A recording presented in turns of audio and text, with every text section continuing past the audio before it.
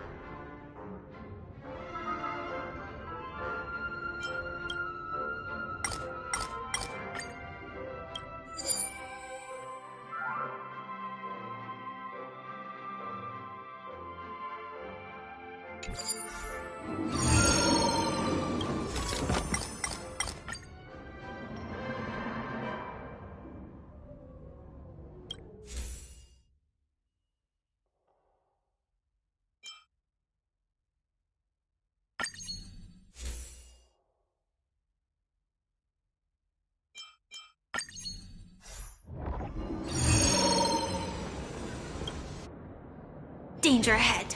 Ready yourself.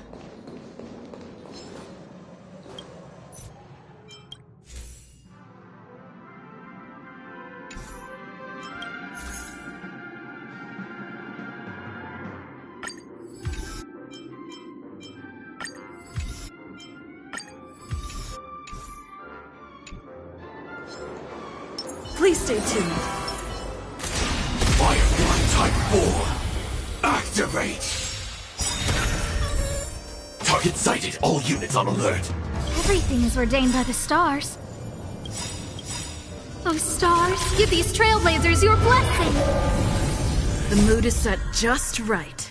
Let the show begin! Nice like a good brew. Full-bodied and sweet. My friends? Indulge yourselves! Like fireflies to a flame, life begets death. Until everything burns to ashes! Set to the seas of blaze! In the mood for another beating? It ain't over. Scared yet? Fight to live!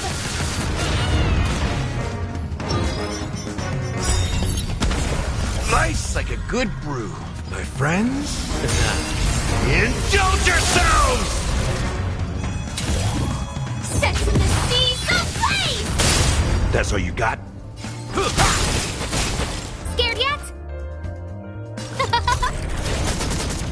Stay in step. Let's improvise.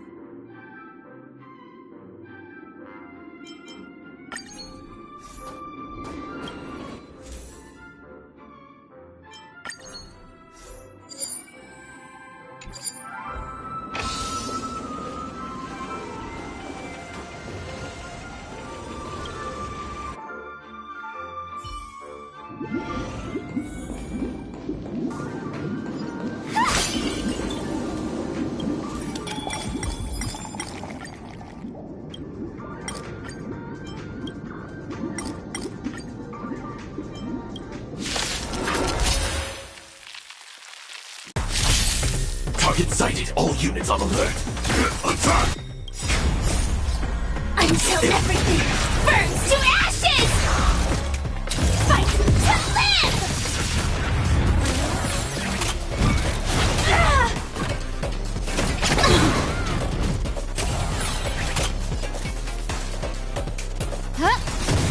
Take your positions. Dreams do come true. Step up, let's see ya!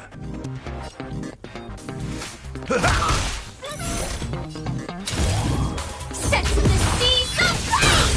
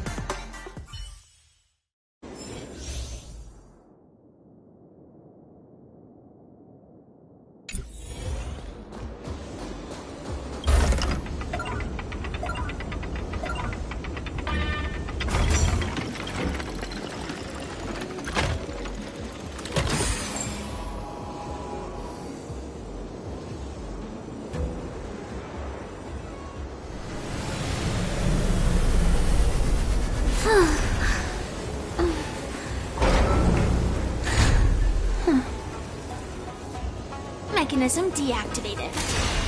Firefly Type 4. Activate! By the 10 lords. Target sighted. All units on alert. Like fireflies to a flame, life begets death. Until everything burns to ashes! Fight to live! No manners, huh? Take your positions. Let's improvise. The mood is set just right. Let the show begin! That's all you got? Opponent damage. Nice like a good brew. Full, my friends. Indulge yourselves!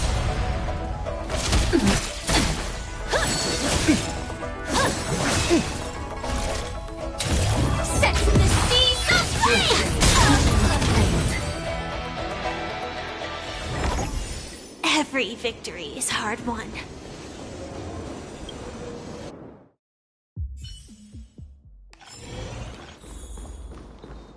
Please stay tuned.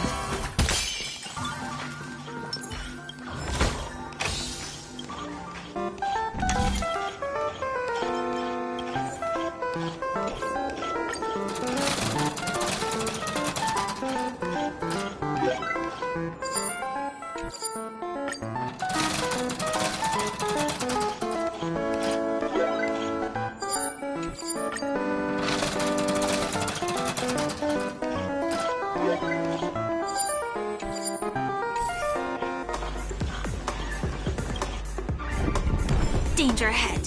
Ready yourself.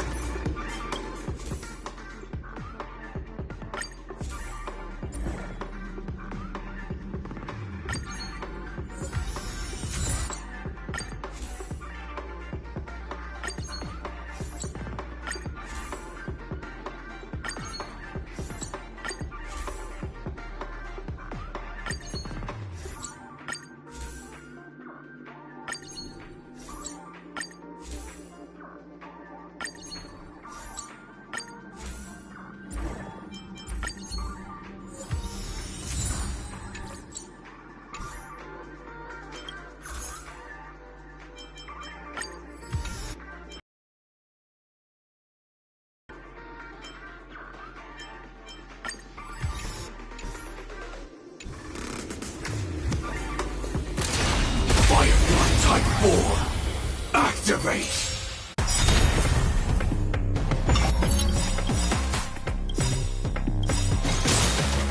Everything is ordained by the stars. Those stars, give these trailblazers your blessing!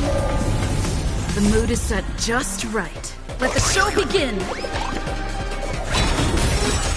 Nice like a good brew. Full, my friends. Indulge yourselves! It ain't over. Like fireflies to a flame, until everything burns to ashes! Set to the seas of flame!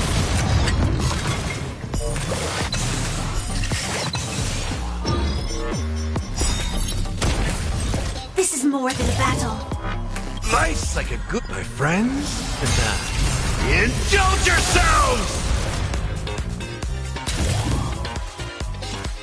Fight to live!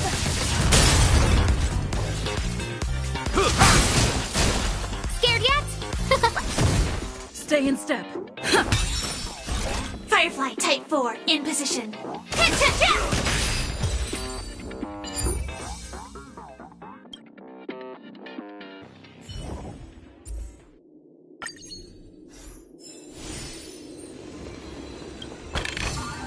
Inspection complete.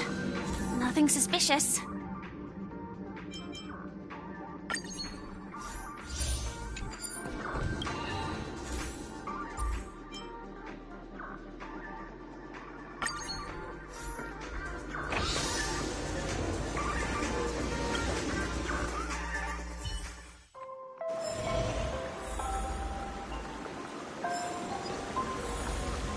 Please stay tuned.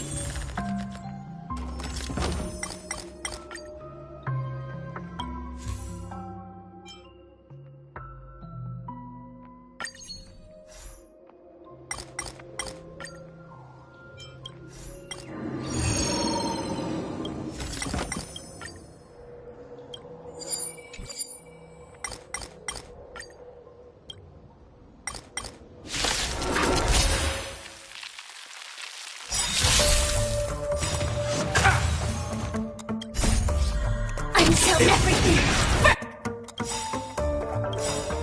burns to ashes! Oh stars, give these trailblazers your blessing! Let the show begin! friends? Indulge yourselves! Attack detected! Fight to live! Let's improvise. Set the seas ablaze!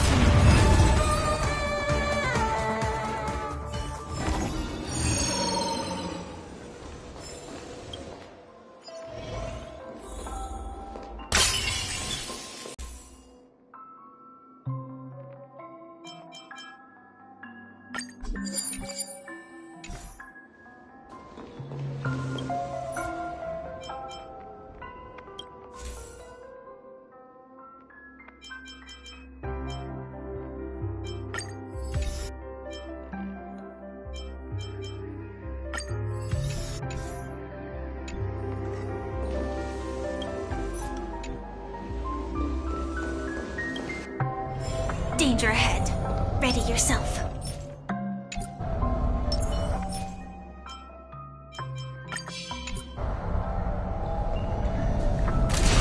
Firefly Type 4. Activate!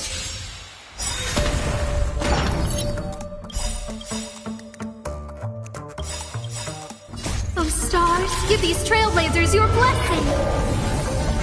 Let the show begin. My friends?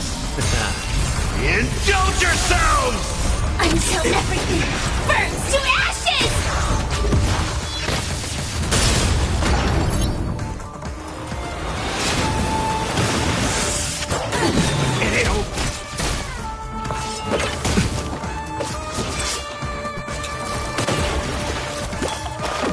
Set the seas ablaze! Who will it be? Dreams do come true.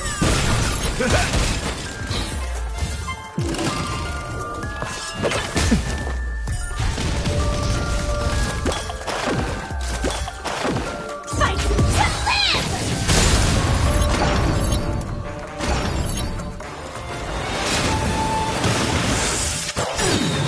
Let the show begin. Let the show begin. My friends? Indulge yourselves!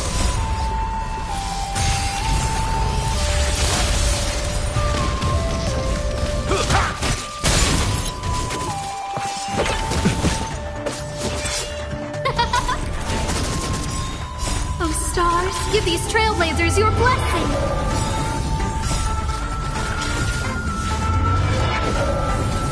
Let's improvise.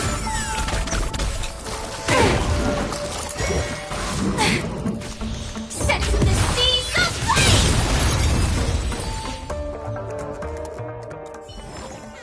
Every victory is hard won.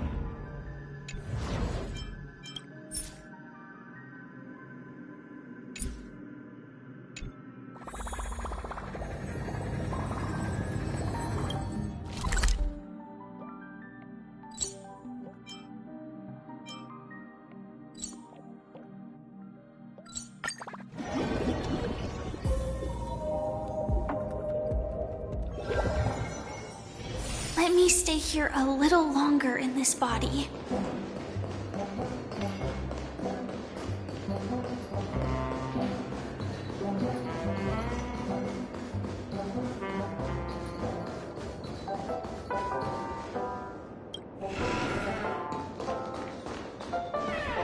Wake up!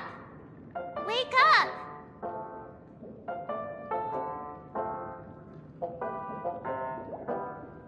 Hey! Wake up!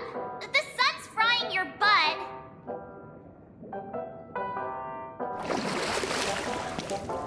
Are you okay? Can you hear me? I didn't hear a peep from your room, and it really freaked me out.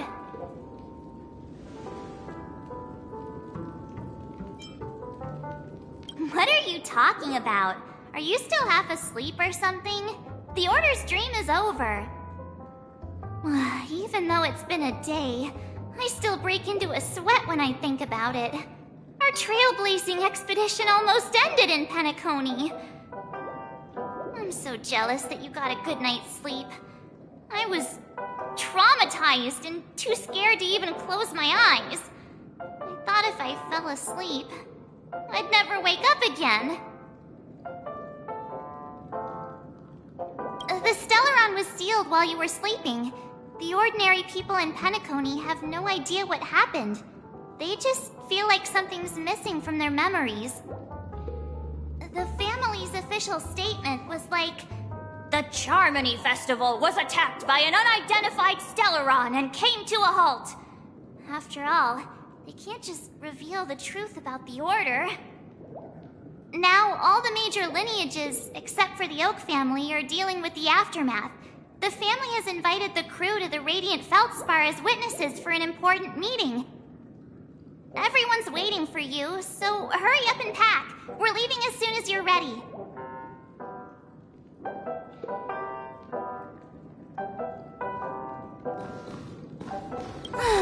After all this craziness, nothing is better than staying safe in reality. Yeah, let's go! We've got some time before we board the ship, so let's catch up with everyone at Dream Jolt Hostelry.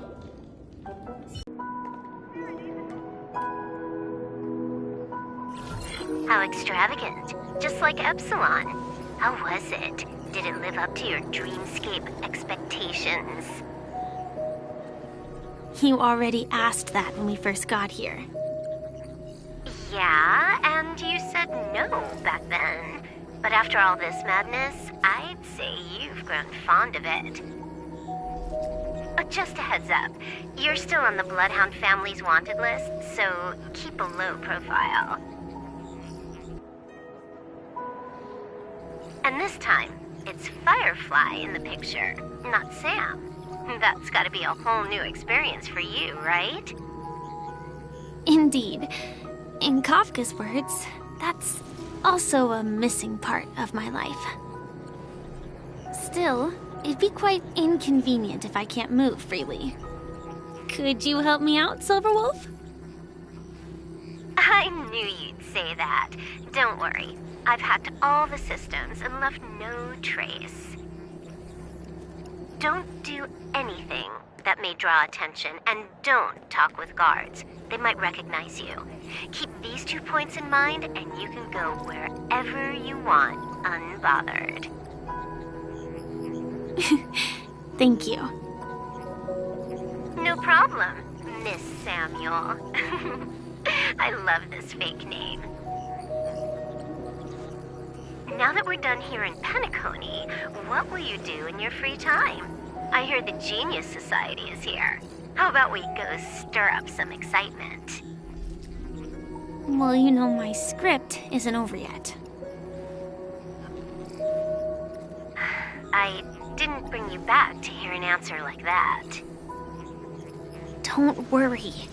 The script says that I'll experience 3 deaths, but also receive an unforgettable reward on the planet of festivities. How will I know if I don't try? All possibilities exist until the outcome actually happens, right? You may not realize it, but you have a bad habit. Whenever you seem to be asking a question, you've already made up your mind, and no words will dissuade you. Anyway, Kafka asked me to pass on this message. If you see anything fabulous in Penacony, get one for me too. Just swipe my card, you know the pin. She didn't specify anything, but I guess she means a dress, coat, sunglasses, or something else. You know better about fashion than I do. Sure, I'll keep an eye out. There's tons of options at OT Mall. Do you think she'll like trinkets, like hair accessories or brooches? Those sound more like something for young girls. Maybe you should keep them for yourself. Oh, by the way, Blade didn't explicitly say it, but I think he was trying to say something like, temptation will show up again in Penacony. He's always so subtle with his words. Got it. He was just worried about me. Relax, Silverwolf. You know me. I won't do anything crazy. I just want to wander around and see more of the world for myself. I want to buy some oatcake rolls. I've had a cake roll every day since I arrived in Penacony, from the first day to the last. But today, I'll buy 2 and give you 1. And if you don't like them, I'll enjoy double the pleasure. Or I can bring one to Kafka, as she never refuses. Or maybe I'll give it to Blade. He'll appreciate it. That's not written in the script, right?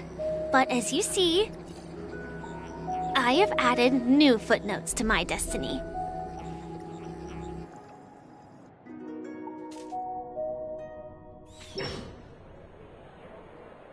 Welcome, Director Topaz. The family ambassadors are still inside making preparations, but the big boss hasn't arrived yet. It'll be a while before the conference starts, I'm afraid. Huh. Quite a spectacle. The family really knows how to make things look impressive. I thought they would choose a more formal and low-key location for the conference.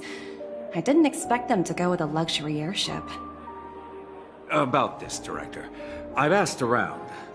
This airship, named the Radiant Felspar, belongs to the Alfalfa family. This conference between the IPC and the family will have a direct impact on Penacony's future. Such an important event should have been held at it. Well, somewhere secretive in the moment of morning dew. The atmosphere here, it doesn't feel serious enough. If I'm right, this conference is probably just a prelude. Whoever organized it wants to assess the IPC stance beforehand. This influential figure either has their own ambitions and wants to reach a preliminary agreement, or they plan to put pressure on us to make us back off. Oh, your mind is always so sharp, Director Topaz. And when the big boss arrives, please remind her to be cautious and watch out for any traps. Thank you for the reminder, but I don't think that will be necessary. When she's at the table, it's the others who need to be cautious. Just tell everyone on our team to stay focused on their tasks and not worry about the negotiations.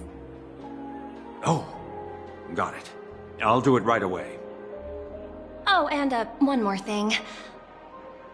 Don't call Miss Jade Big Boss in front of her, or there will be serious consequences.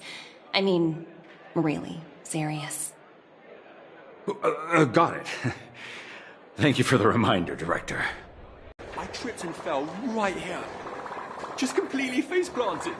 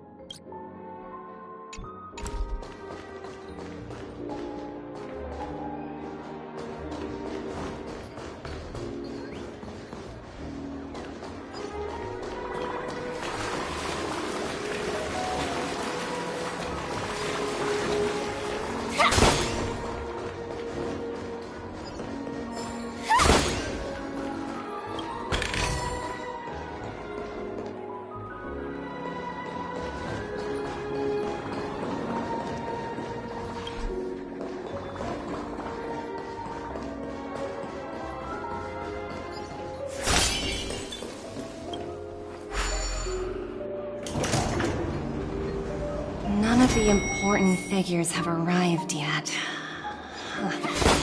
Looks like the conference won't be starting for a while. Such a bustling place. I think I'll take a little walk around.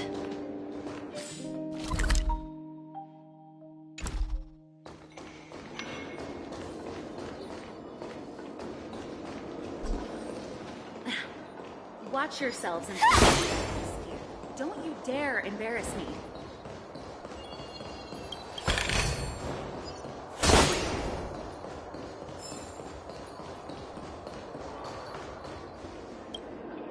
So many buttons. How many centuries would it take to press them all? Huh. Didn't expect those pooches to actually recycle them all. Huh? What are these?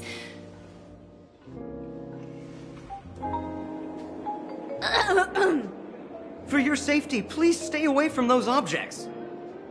For my safety? Are these buttons something dangerous? Not exactly. Lately there's been a prankster in the Sweet Dream who's been handing out strange button devices to anyone he meets. According to those involved, he said something like, "Just press this button and all of Penacony will explode!" Luckily, no one believed him. Still, the Bloodhound family collected these buttons just to be on the safe side.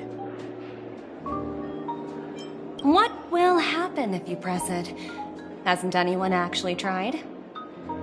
Well, perhaps you don't know much about Penacony? All the guests here have one thing in common. They're terrified of death. Anyway, the family will deal with these things. Please kindly keep your distance.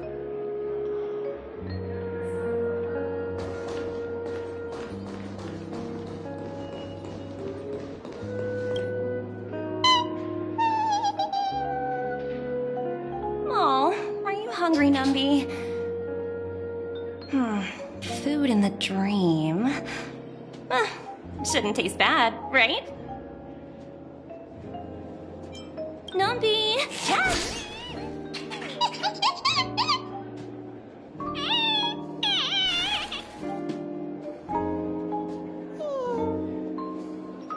Ooh, oops, not to your liking, huh? Sorry. I'll treat you to a nice meal once we get back to reality.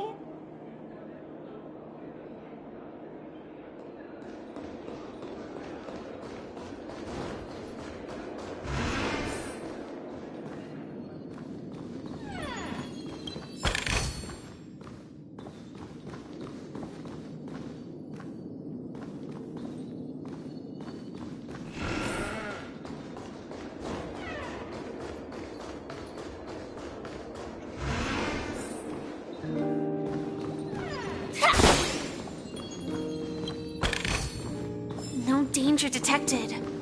But never let your guard down.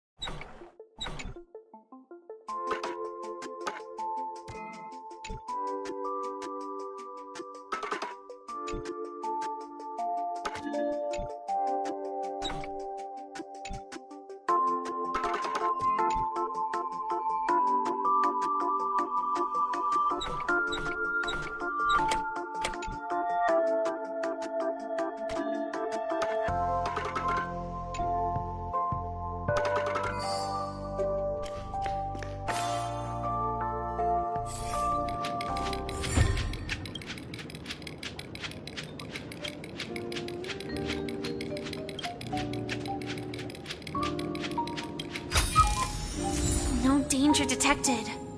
But never let your guard down.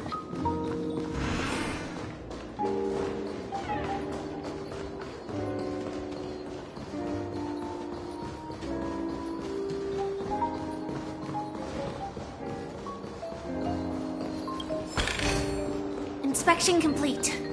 Nothing suspicious.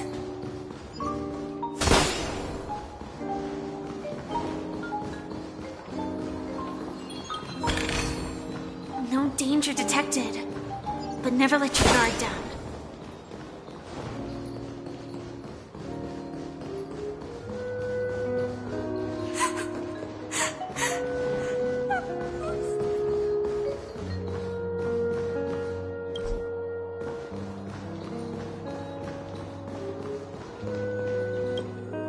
Greetings, madame. What can I do for you? Hello. Could you tell me more about the Radiant Feldspar? I assume you are the ambassador of the IPC Strategic Investment Department. It's my honor to assist you. The Radiant Feldspar is owned by Mr. Odie Alfalfa, head of the Alfalfa family. Mr. Alfalfa invested a significant amount in building this luxurious airship an Ember era ago, and it has been sailing across the 12 hours of the dreamscape ever since. Oh, so it's owned by old Odie himself. No wonder the ship is so lavishly decorated. Indeed, Mr. Alfalfa has impeccable taste. Only the most prestigious guests are invited by the Alfalfa family to board this airship. Please allow me to continue my introduction. The Radiant Feldspar had been cruising over the Sea of Dreams in Penacony for an entire Ember era. But its voyage was temporarily halted due to the recent reverberation. Reverberation? Such a formal way of putting it. You're really downplaying the whole thing. I apologize. Please continue. Following the previous reverberation in the Sweet Dream, the Radiant Feldspar had to suspend its voyage temporarily. Thankfully, the factors that disrupted the dreamscape have been resolved. However, due to, well, certain special reasons, the Charmony Festival originally scheduled at the Penacony Grand Theater had to be temporarily postponed. So, Mr. Alfalfa suggested relocating the Charmony Festival to the Radiant Feldspar, taking this opportunity to announce the resumption of the airship's voyage. Well, that would meet the family's needs and also create momentum for Mr. Alfalfa himself. Quite fitting for a legendary tycoon like him. Thank you for explaining matters to me. Goodbye.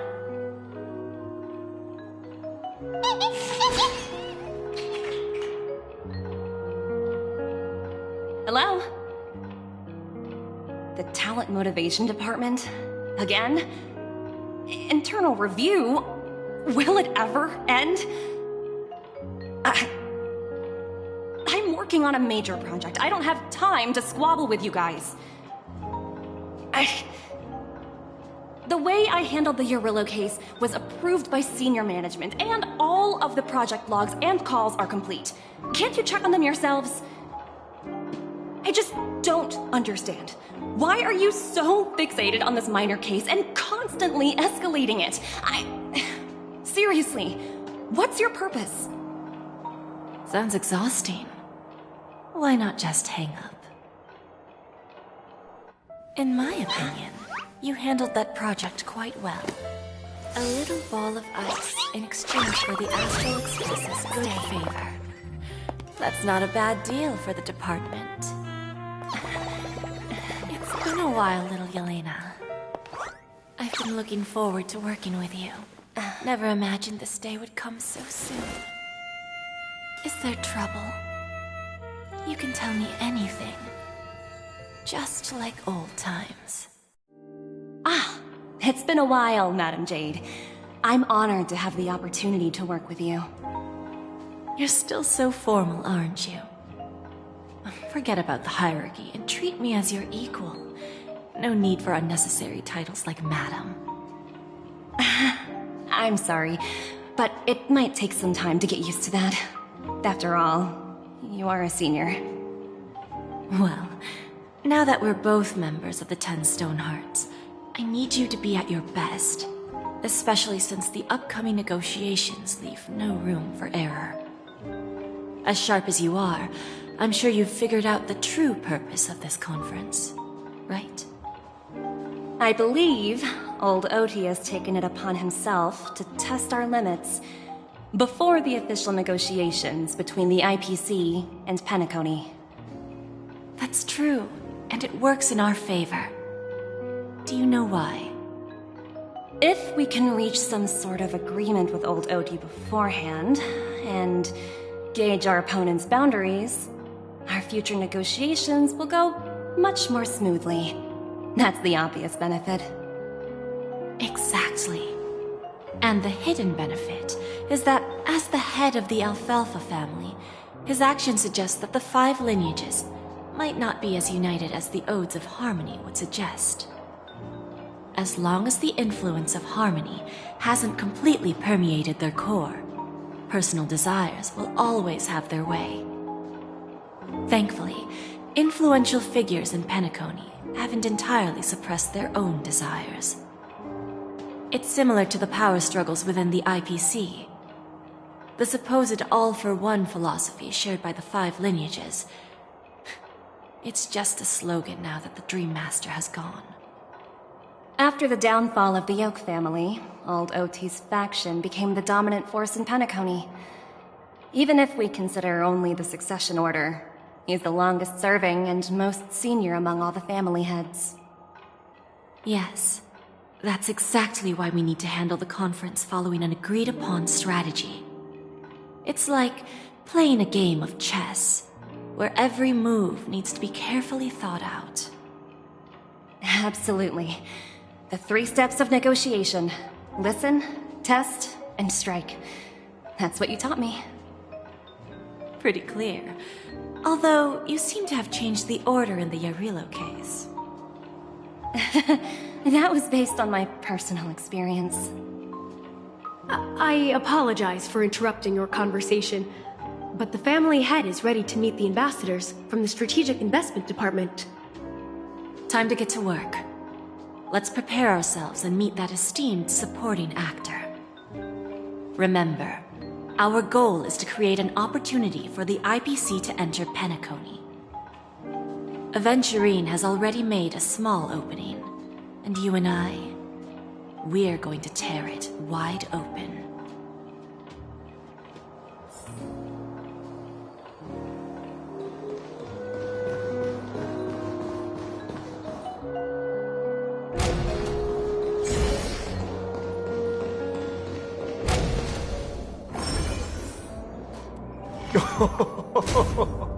Welcome aboard my ship, the Radiant Feldspar. Smart and charming ladies. Please, have a seat. Let's have a pleasant conversation.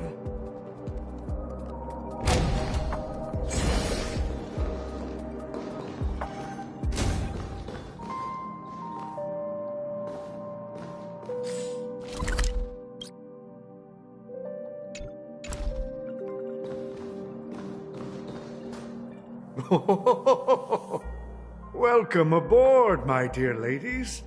Forgive me for any lack of attentiveness that might have led to a lengthy wait outside. No problem at all, Mr. Alfalfa. It's my honor to meet you in person. You may not be aware, but the book Odi Alfalfa, the biography, is a must-read for all Strategic Investment Department employees. After all, to many, you are the legendary figure who single-handedly built the Penacony economy. I expected no less from the 10 Stonehearts from the Strategic Investment Department. You're definitely skilled in the art of conversation. I always enjoy talking to smart people because we don't have to beat around the bush. We can just get straight to the point instead. Since I invited you IPC ambassadors on board, I'm sure you've figured out the topic I'd like to discuss, yes? The future of Penacony. if I'm not mistaken. Precisely. Those few words represent a terribly complicated situation indeed. Let's take that golden-haired guy who's not showing up, for example. He put in great effort and almost got himself killed. But what was it all for? Wasn't it eventually gain control of the precious Astana? The wisdom and experience you've accumulated over 10 Amber Eras are truly impressive. Let's assume your assumptions are correct, Mr. Alfalfa. How would you respond to the IPC's actions? I appreciate your composure, Miss Jade. You must have witnessed much in your worldly experiences. However, perhaps you don't know much about Penacony. Old Oti won't sit idly by when faced with a greedy wolf.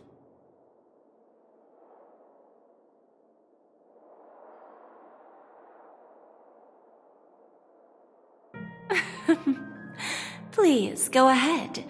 I'm all ears. Then I'll be straightforward. I requested this meeting before the official conference to dissuade the Strategic Investment Department from trying to lay a finger on Penacony. If you back off now, you can make a smooth exit and prevent the IPC from losing face during more important negotiations. One of our P-45 executives was attacked and nearly killed in the dreamscape. The IPC can't simply ignore this incident. Moreover, considering the turbulence during the Charmony Festival, Penacony's credibility has taken a hit in the public's eyes. Despite your determined attitude, the issues plaguing Penacony are real, are they not? You used the term real, Miss Topaz, but let's not forget that this is the realm of dreams. If you want to succeed here, you need ambition and unconventional thinking. Curious about how I plan to respond to the IPC? Well, I don't mind sharing. My actions will help Penacony take a significant step forward by self-listing and going public. Going public?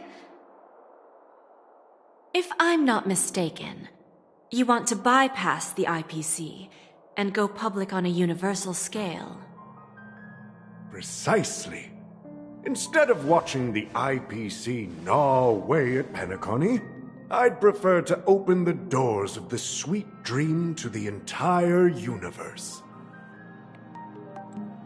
Starting today, anyone in the cosmos can become a shareholder of the land of the dreams. This is the path of harmony I'll choose.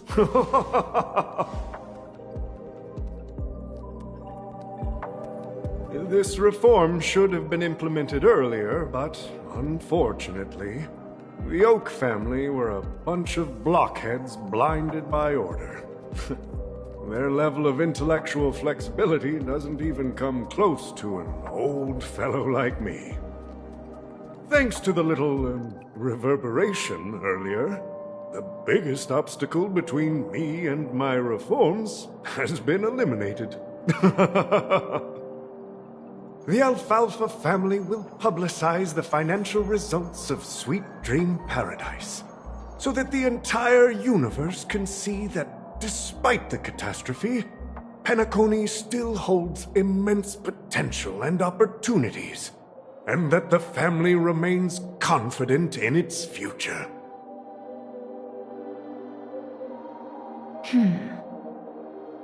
Crisis and opportunity are two sides of the same coin. So, you've been waiting for the right moment for Penacony to regain the spotlight. And if Penacony should seize this opportunity to overcome adversity, even if the IPC tries to intervene, every move we make will be scrutinized by trillions of people.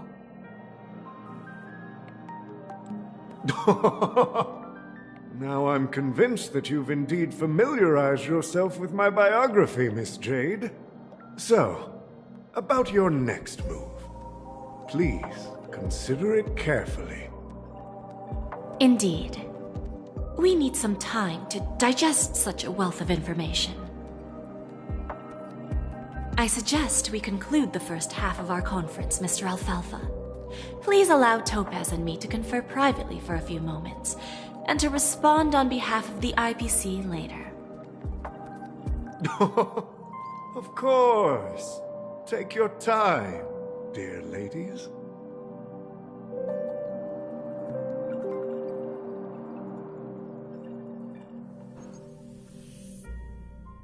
The Alfalfa family had a meeting with the IPC? I got this information from a message sent by that IPC ambassador. He said it was to return the favor. It's not hard to imagine. Penacony today is pretty much like the frontier prison it once was, with external forces casting greedy eyes and the undercurrent of order lurking within. Instead of falling into a situation where they are plagued by both external and internal threats, Penacony would rather take a step back and invite the IPC to negotiate at the table, ostensibly to cooperate, but in reality, to secure more opportunities for their own survival. Well, no wonder they sought the mediation from the Astral Express. In your opinion, who should we stand behind? I don't think the followers of the Harmony are completely innocent victims in all of this. For reasons unknown, they have a strong desire to smooth things over, which leads to speculation about their motives. If either the family or IPC were to assume full control of Penacony, it would return to its previous illusory dream of hedonism, and the efforts of those previous nameless would once again go to waste. There you are. Did you rest well? I didn't disturb you since you were in a deep sleep.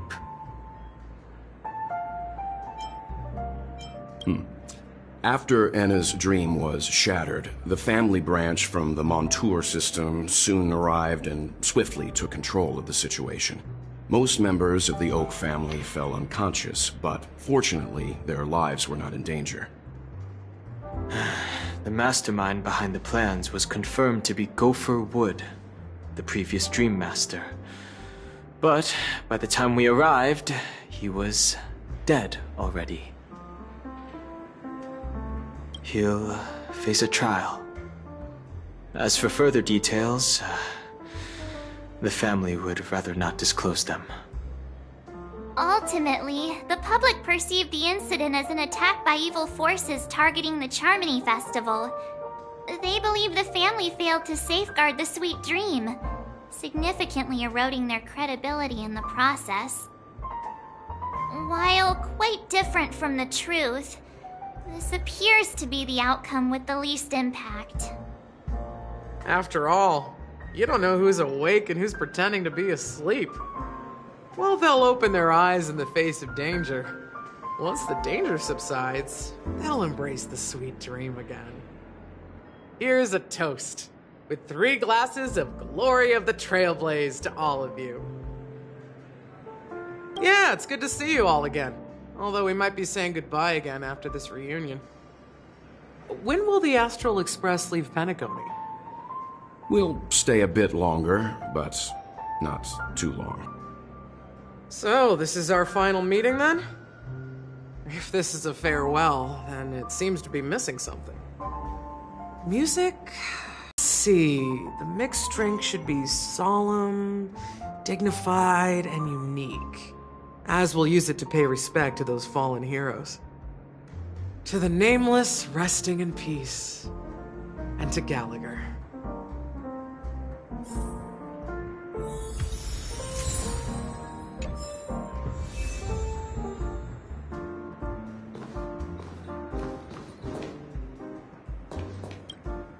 Ready to mix your drink? Before we start, would you like to talk to your friends? We have plenty of time. All right, as you wish. Huh. I think I have an idea about what drink to make. Would you like it bitter or sweet? It's up to you. Choose the flavor that suits you best at this moment. Drowning sweetness. One of the most challenging drinks to make. A slight imbalance in the ingredients can result in an overwhelmingly viscous sweet taste. However, with the right ratios, you get a uniquely sweet drink with a lingering aftertaste. Not a bad choice. Let's start mixing.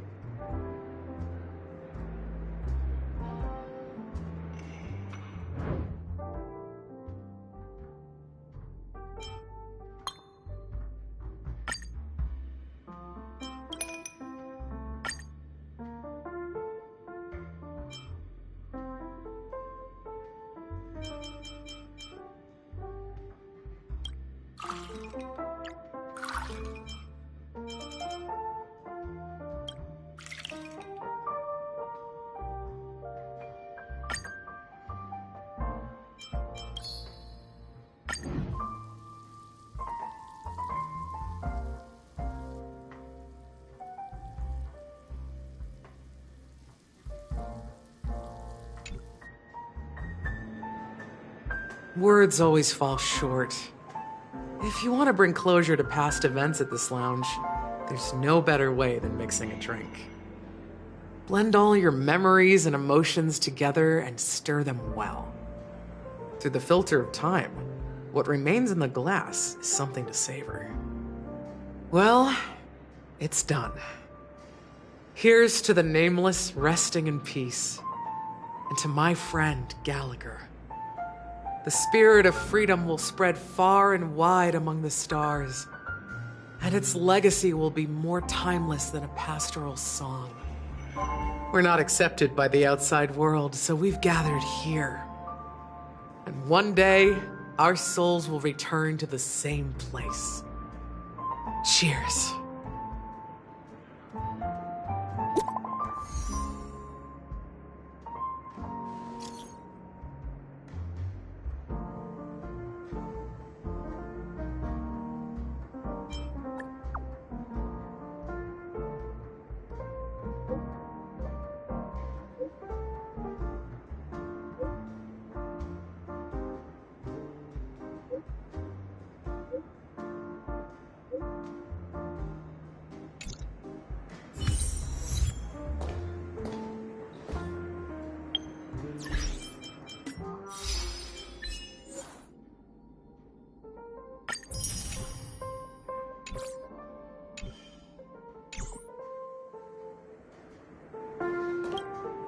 Oh, are you leaving?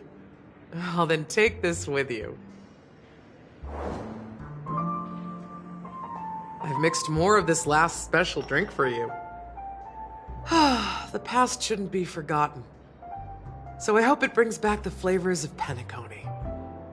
Thank you. I'm sure it'll leave a lasting impression.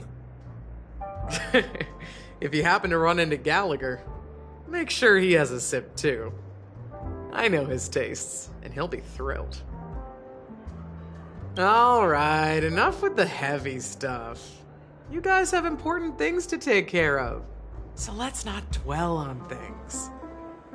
Whether it's the Astral Express or Penacony, there's still a long journey ahead. So let's lift our spirits, guys, and embark towards our tomorrows.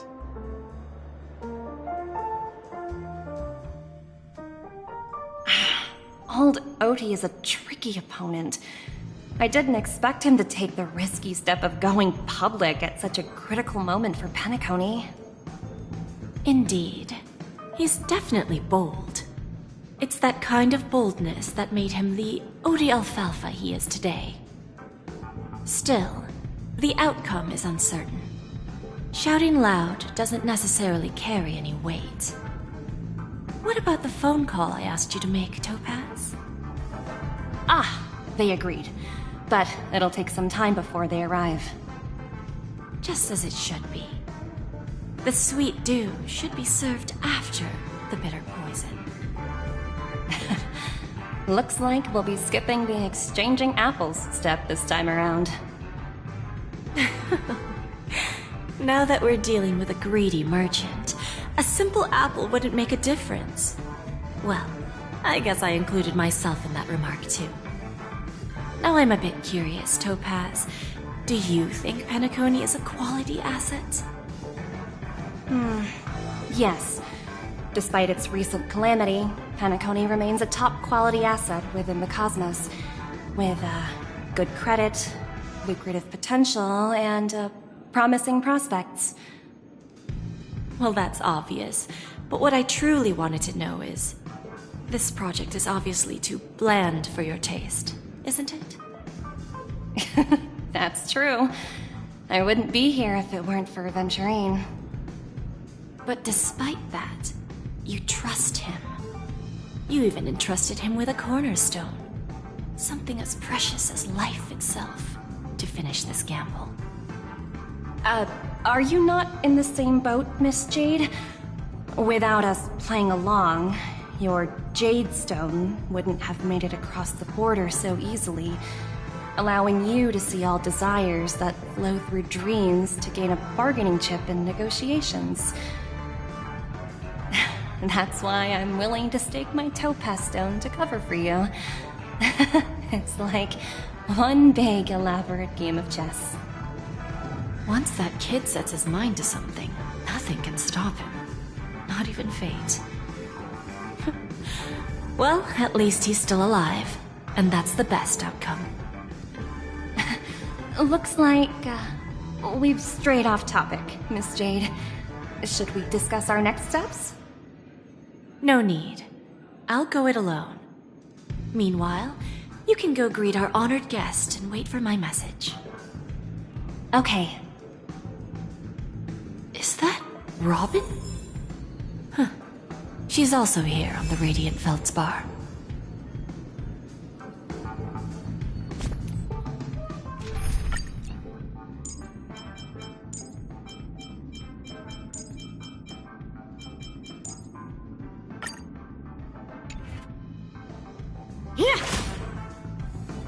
There's a good child. Do as you're told.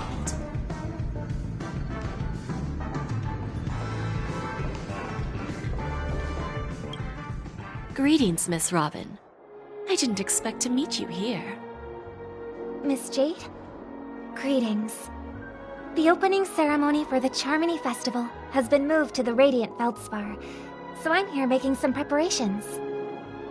How about you? Have you spoken with Mr. Alfalfa? I'm actually on my way to meet him right now. Do you know him well, Miss Robin? Unfortunately, I've never met him. I've only heard a few comments from the former head of the Oak family. Mr. Alfalfa is respectable when it comes to business, but in other respects, I can't say the same. Where do you think the future of the planet of festivities is headed? I believe the sweet dream will see its rebirth, just like the Radiant Feldspar resumed its voyage. The Harmony needs a new direction. Only by bidding farewell to the past can we actually sail into the future. There are no permanent allies or everlasting enemies. So let's both take what we need from this deal. Naturally. I'm looking forward to your performance. See you at the festival. See you later, Miss Jade.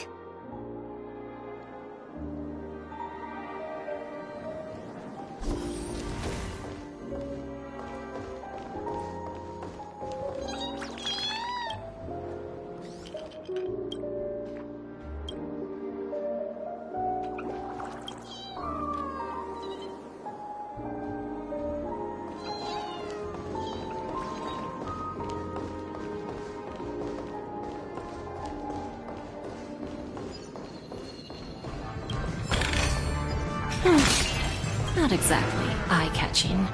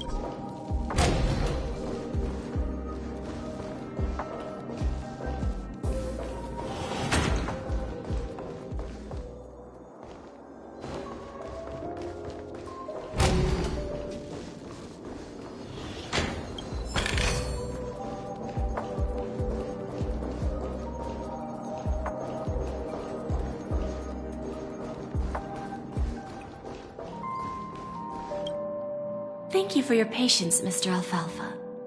Let's continue our discussion. Figured out something already, Miss Jade? But where is Miss Topaz? Topaz has something else to take care of. You'll be seeing her later. Talks can still continue between the two of us. Is it just me, miss? Your tone sounds very different now. I need to set a good example for my junior. It's not a good habit to be too loose-lipped during negotiations, right? Now we can speak frankly and openly. Do you believe what I said, Odie?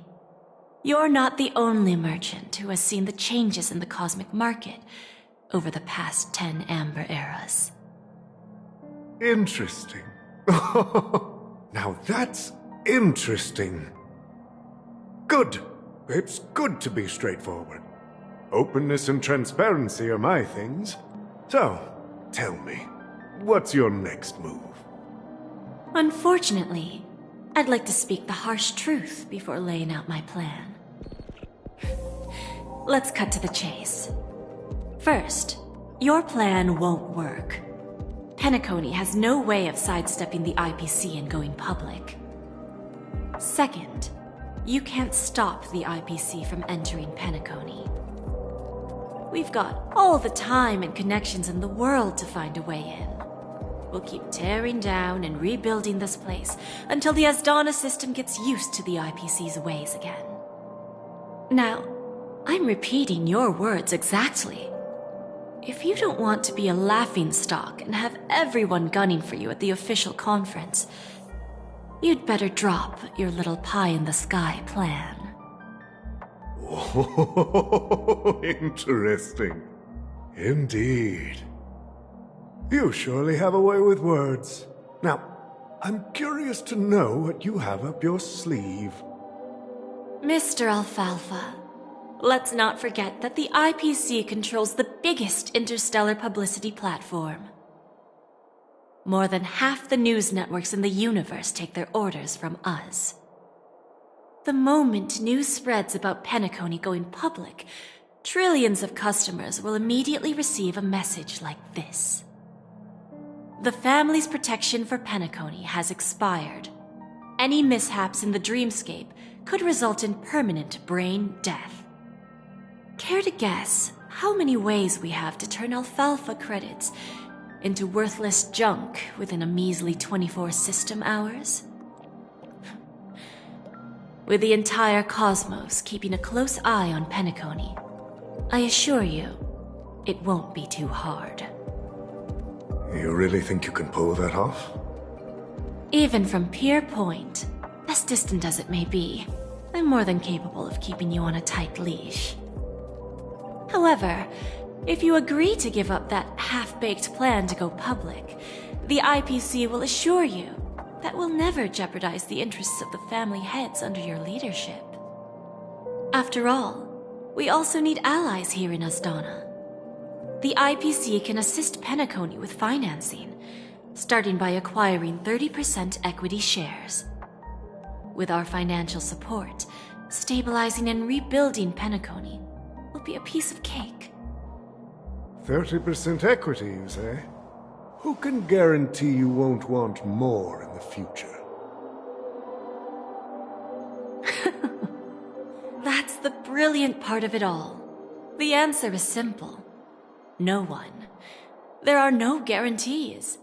It all hinges on self-awareness and mutual respect. However, the board of directors will consider the interests of the family heads to some extent. You're a smart merchant, old Odie. Isn't the whole purpose of this elaborate game to showcase your business acumen and seek more benefits for the family? It benefits us if we both take a step back. And if that's not enough for you, I'm pretty sure that another goal of making Penacony go public is to expand the influence of the Planet of Festivities and attract more customers. I understand your concern, and I have a solution for that, too. Fine. Now I see your sincerity. As the head of the Alfalfa family, I don't think I have any reason to refuse your offer.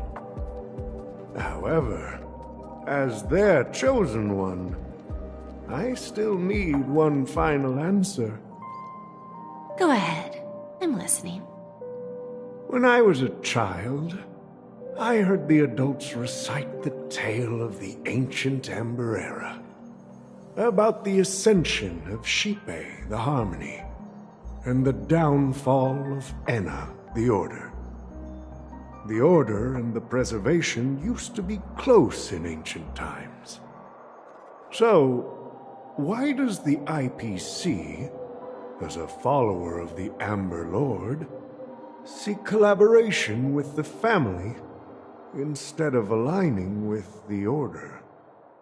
The answer is simpler than you think. It's all about credits. Everyone's favorite thing and the universally recognized currency among the stars. The IPC has the power to perpetually ensure their value. With each new world integrated into the credit system, the IPC adds another building block to its cause. Eventually, all exchanges, capital, and businesses will operate within a unified monetary system. By then, all planetary developments will be recorded in accounts with well-defined values and the ability for exchange and circulation. And the heart of everything will be Klepoth's credit. And then the IPC will be able to exert influence over everything. Our intention is to establish enduring preservation, so I'm sure you can understand. This universe doesn't need two types of order.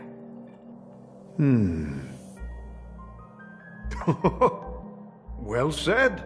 Now you've convinced me. All right. Tell me your solution. Let's see if we're thinking the same thing. Then let's continue our conversation. Please, Topaz, invite Sweet Dew to join us at the table. Please allow me to introduce her to you, Mr. Alfalfa. This is Miss Himeko from the Astral Express, one of the future shareholders of Penacony. I've heard so much about you, Mr. Alfalfa. It's an honor to meet you as representative of the Astral Express.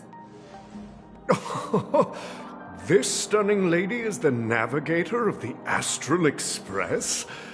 It's a pleasure. I believe everyone here is familiar with the general contents of the proposal. After this, we'll transfer 5% of that stake to the Astral Express and recommend Miss Himeko as an independent director to honor the sacrifices and contributions made by the former Nameless to the land of the dreams. While this decision isn't finalized yet, we are honored that everyone here recognizes the way of the Trailblaze. While the Nameless didn't embark on their journeys for fame or fortune, if this is the wish of both the family and the IPC, I will represent the Astral Express and fulfill my duty as a member of the board of directors. The entire crew has agreed to assist in the reconstruction of Penacony. Beyond that, in our future travels, we are committed to bringing the beautiful dreams of the planet of festivities to more worlds. Of course, all cooperation is based on one premise. The path of harmony in Penacony must not be distorted again, and such a tragedy must never recur.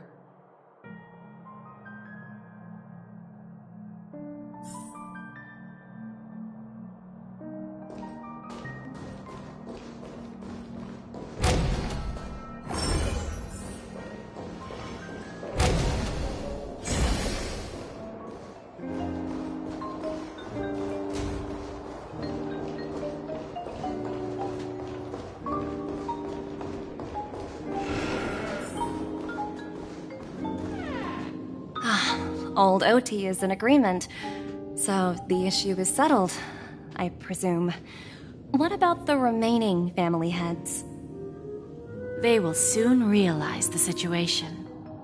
When old Odie answered the last question, he represented more than just the Alfalfa family. When should we schedule the formal negotiations? I'll handle the arrangements. It's all up to you. I'll step back and let you handle the negotiations and takeover. I won't be involved. But Miss Jade, this is... Aventurine initiated this case, and you were his project partner. If that kid hadn't overplayed his hand, I wouldn't have been pushed to the forefront. I came here today to help you sort out the toughest issue. I trust you'll be able to wrap things up quite nicely, little Yelena. Of course, there won't be any problems. And please, give Diamond my assurance. Don't worry. Diamond has always trusted us. I'll put in a good word for you, and you'll have your P-45 position back in no time. Radiant Feldspar. What a fantastic ship. Now that my business is done, it's time for me to indulge in my own little hobby. Ah, you want to open a Bon and Jade exchange branch on this ship too? Opportunities like this don't come around often. Just look at the guests on this ship. They're surely holding a wealth of valuable treasures. Well, I'll take my leave. A pawn shop can't run without a boss. See you around, Topaz. I have one more question for you, Miss Jade. Go ahead. That dose of bitter poison. I'm curious as to how you found this information. I didn't find the information. It came to me. It was from a lady concerned with the future of the Harmony. In return, I've agreed to help her with something. But that's for later. We can deal with it after we leave Penacony. You see, that's what investment is all about. The seeds of opportunity are already sown. They only need a little bit of nourishment to take root. And then after, all we need to do is wait patiently.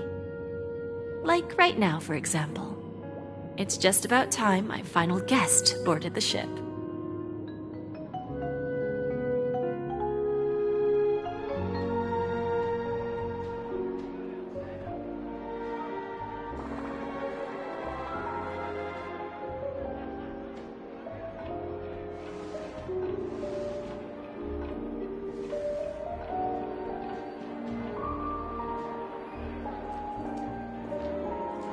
Sneaking in was way easier than I thought. The family's security is as lax as ever. So, this is the Radiant Feldspar. So luxurious. A pawn shop that grants wishes. Is there really a place like that on the ship? I'll find out for myself if the rumors are true or not.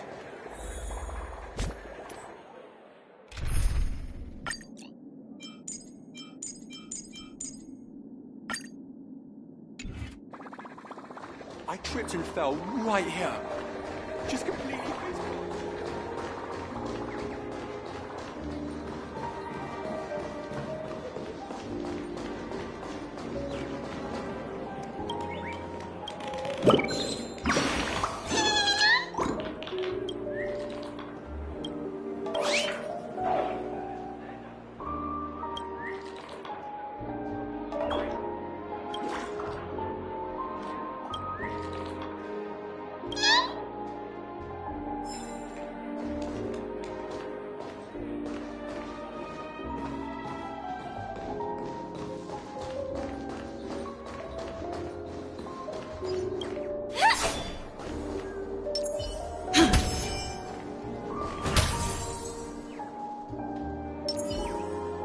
Watch yourself!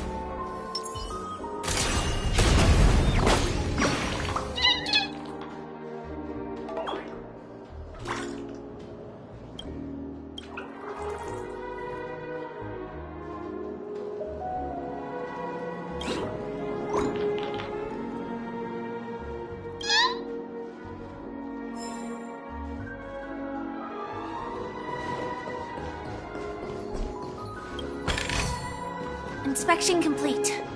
Nothing suspicious.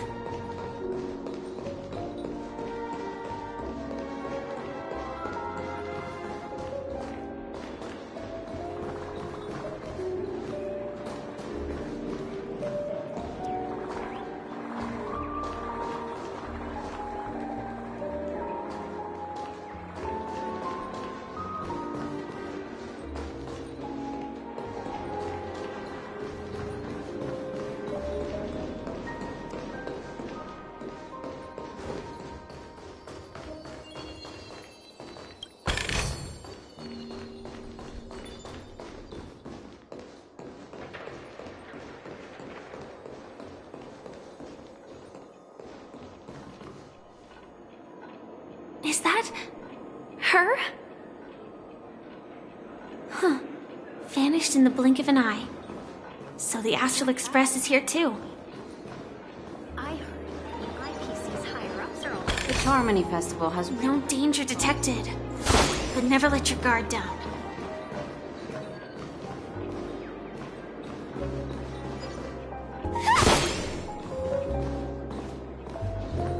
By the way, there's one more thing. Mr. Alfalfa and I discussed it. I'll present a gift to the Astral Express on behalf of the family, as a token of gratitude for the Nameless's contributions to Penacony. Please help me with the necessary arrangements. Right away, Miss Robin. Can I ask you something? Oh, greetings, miss. Is there anything I can help you with? Do you know how to get to the pawn shop? Pawn shop? Ah, you must be talking about Lady Bonajade's place, right? I heard she offers, special services there. I've marked the pawn shop's location on your device. Please feel free to check it out. Lady Bonajade. I think I've heard that name somewhere before. Was it from Silverwolf? Come to think of it, she disappeared after mentioning that she was going to meet with the Genius Society. I wonder how things turned out for her.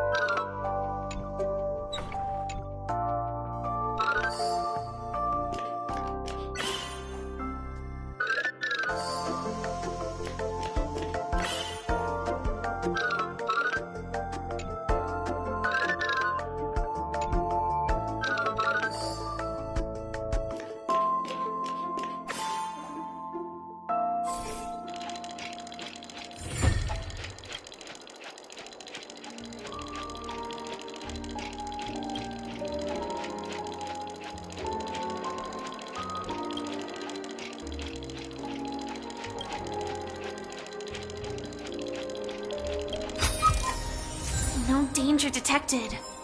But never let your guard down.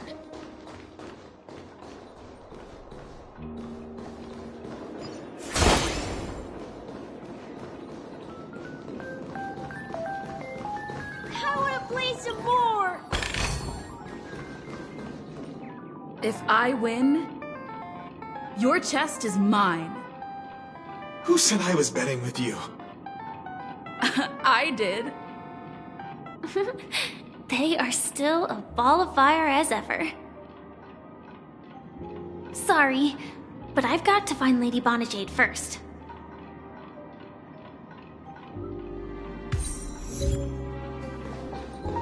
No, it's not the best time to do that. Sorry, but I've got to find Lady Bonajade.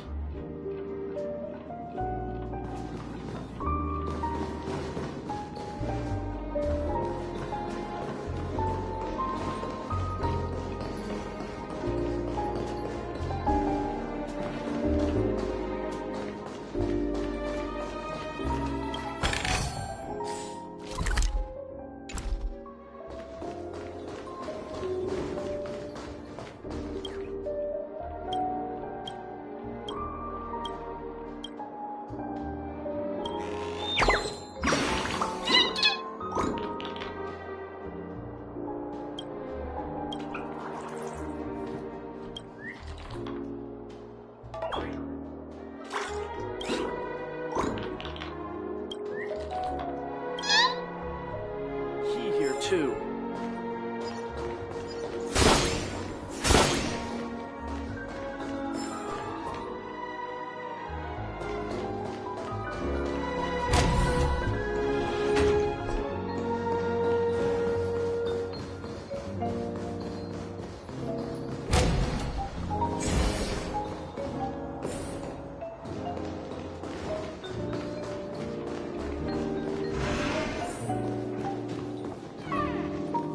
Welcome to Bonajade Exchange, Radiant Feldspar branch.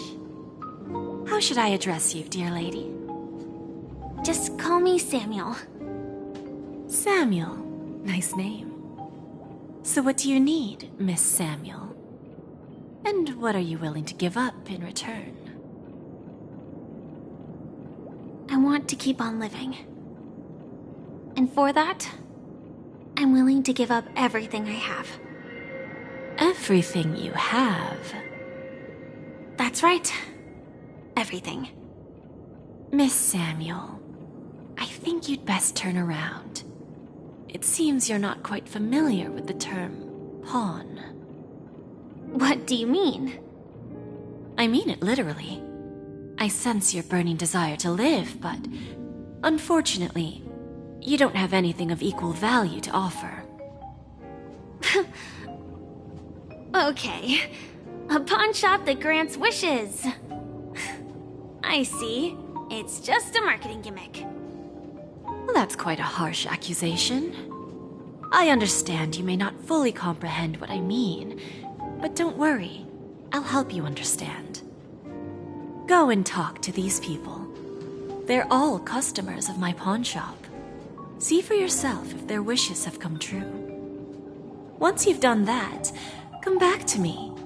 I'll help you understand the true meaning of pawn and make you realize what you're missing. That Lady Bonajade feels more like a moneylender rather than the owner of a pawn shop. Well, I've got nothing better to do anyway. I'll do as she says and see what happens.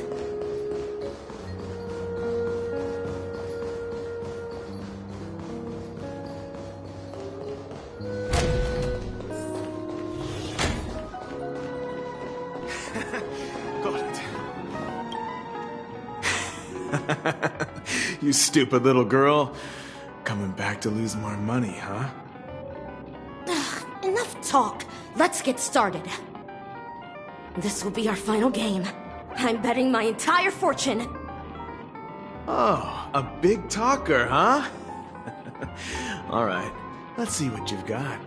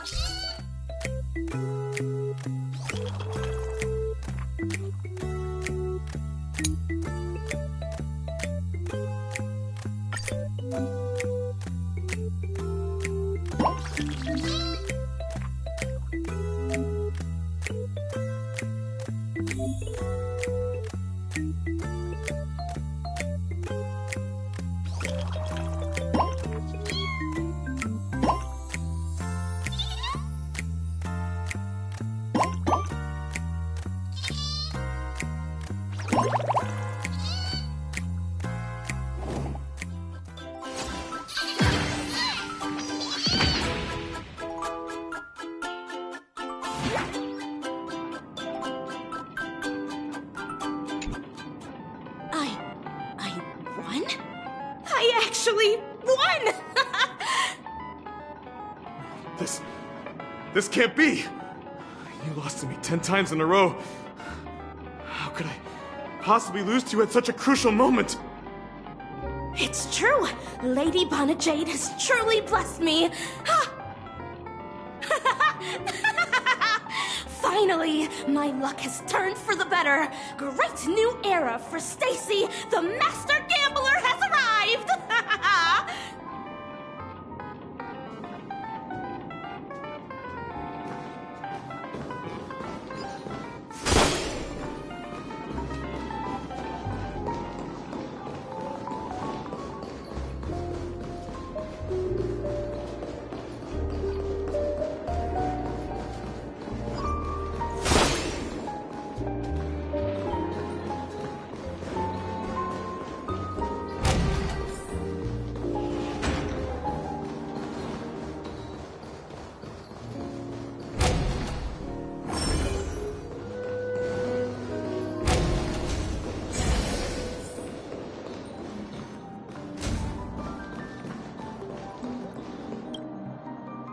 Prepared a gift for you, Dorothy.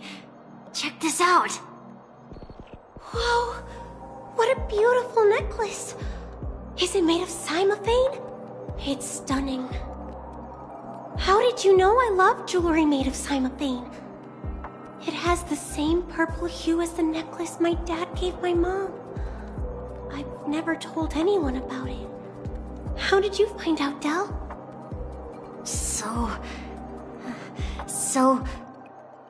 Well, will you go out with me? I will. Really? I mean, really? I never said yes before because I thought you had no idea what I liked. But this gift made me realize you were actually paying attention all along, trying to learn everything about me. So yes, I will. Wonderful. My wish has actually come true. So, shall we go, Dorothy? Let's go outside and enjoy the stunning views of the 12 hours. Yeah, let's go.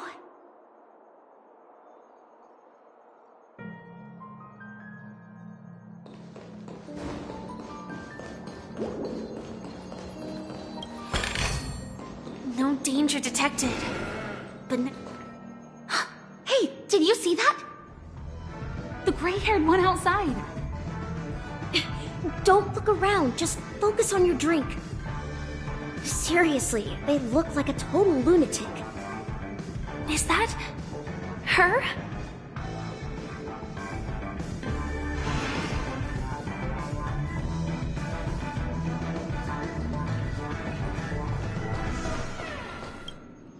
Yeah, you heard right.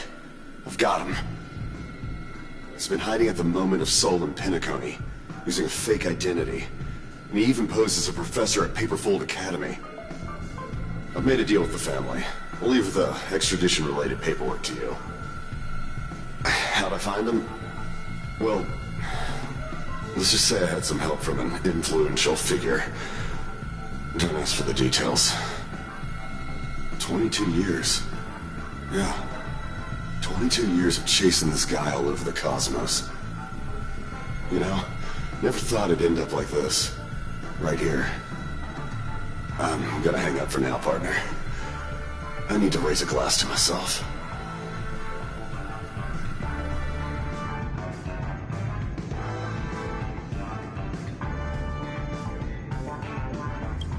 All of their wishes actually did come true. But I just don't understand. How did she do it? And what does pawn really mean? I should go back and ask.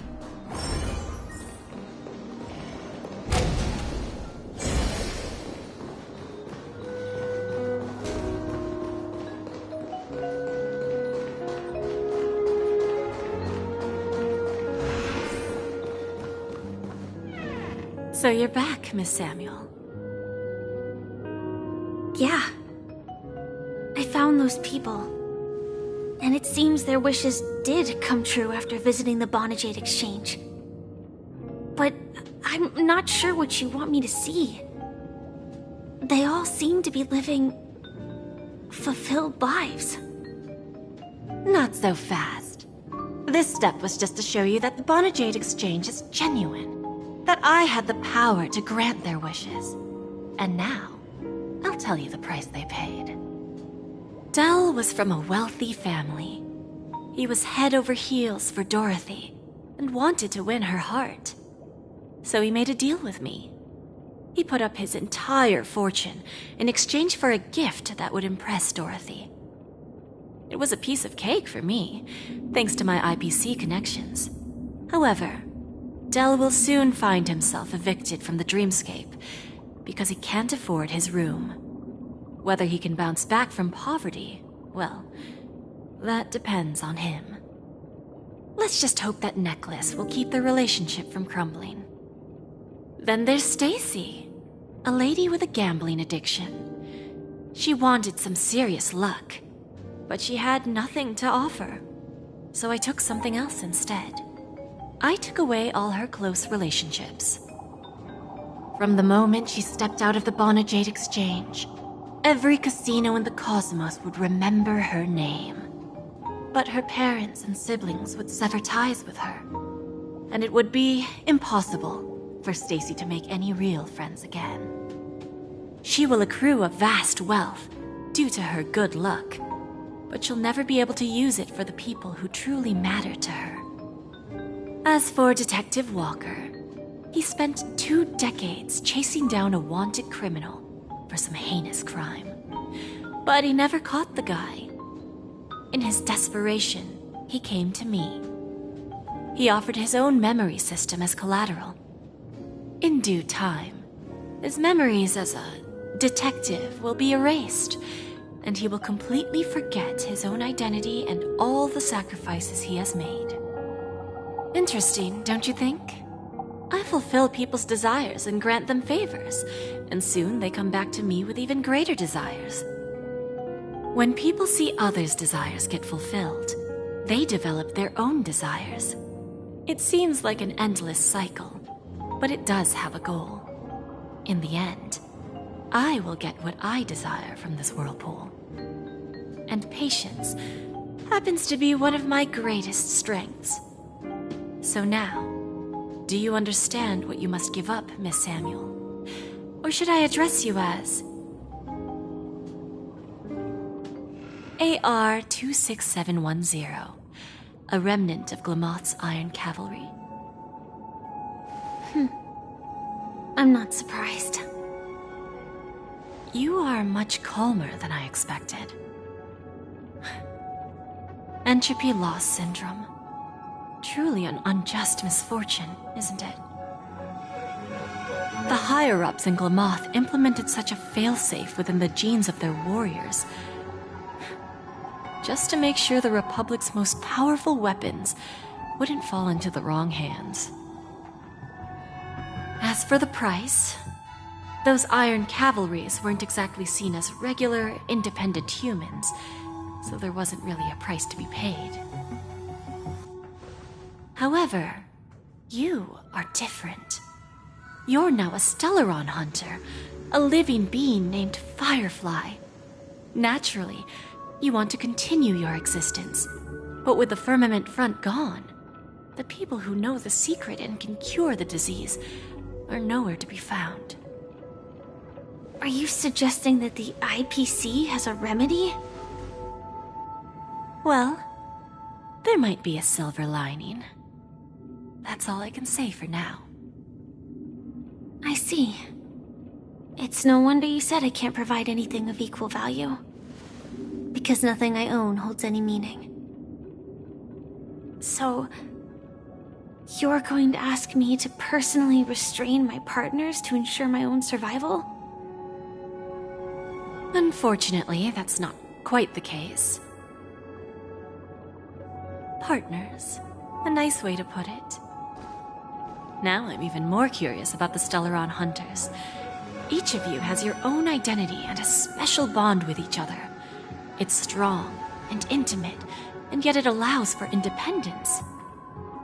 Just as the 10 Stonehearts follow Diamond, you follow your own leader. I wonder what they are like, and if all Stellaron Hunters are like you. Traveling on the path of finality, but struggling against your destiny. Attempting to move in the opposite direction. I really hope that one day, all of you will come and visit my pawn shop. I'll be waiting patiently for that day. Can I see this as an invitation? From Diamond to the Stellaron Hunters while keeping the IPC in the dark? Consider it more of a personal offer from myself. It doesn't represent the IPC or the Strategic Investment Department. The Stellaron Hunters have interacted with the IPC, but not the 10. But I have a question. You know who I am. And you must know that my partner is keeping an eye on this room. If she wanted to, she could let the entirety of Purepoint know about it within a few mere seconds. What drives you to take such a risk and extend this invitation on behalf of Diamond, even if it could lead to your downfall? Simply put, you and I are the same. However, unlike you Stellaron Hunters or the Astral Express, we band together merely to obtain what we want. Each of us has our own past and destined ends, and on this journey, we have been invited by Diamond to join him. This journey could be either brief or long, as each of us carries a void in our hearts that can only be filled from the outside. So, Diamond made us a promise to divide the power of the Emanator of Preservation into 10 pieces and give each of us a cornerstone to fill that void. Mortal flesh is fragile, yet my heart is unyielding like the monolith. For without this resolve, the way of preservation would fade into oblivion. So, you understand? This pledge goes beyond a mere oath. It's our collateral in exchange for opportunities, wealth, survival, and a future. And whatever we gain from it will fortify the Stonehearts in return, allowing us to achieve the great cause of the preservation when the war among the eons eventually comes.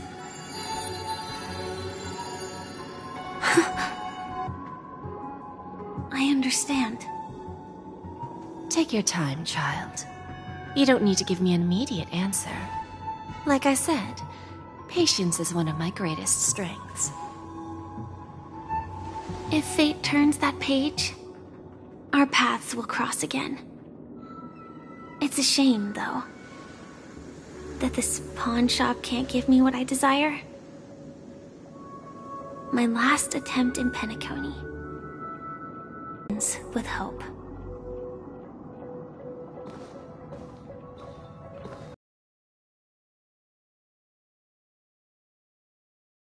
I've come to deliver the collaterals promised.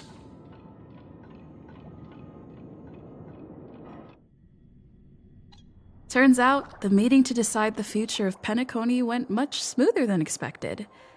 With little debate. The Charmony Festival's opening ceremony is starting soon. I should head down and take a look. This airship has quite a few treasures. A bountiful harvest.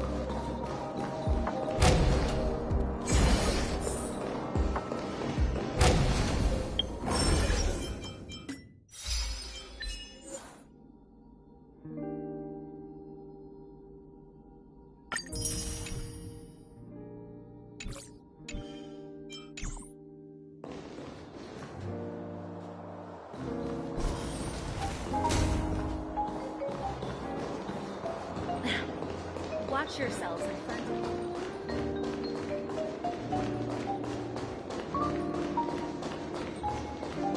What services do you require?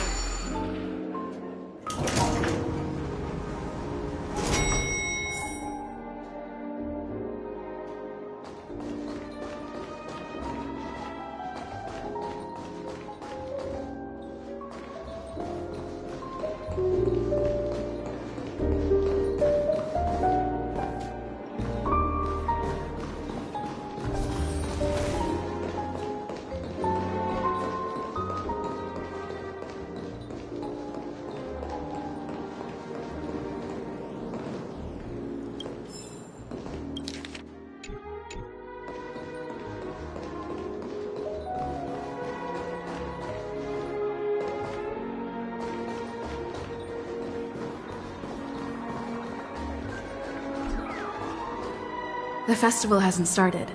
Let's take a quick break. Hi! We meet again. Who's that? It's really you! I knew I didn't get the wrong person. Yes, it's just I didn't get the chance to say hello. There's still some time before the Charmony Festival starts. Do you want to chat?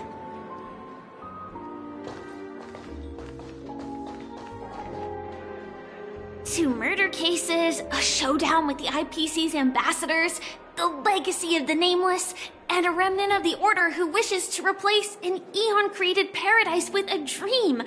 You guys even ended up shattering the dream. It's truly been quite a vacation.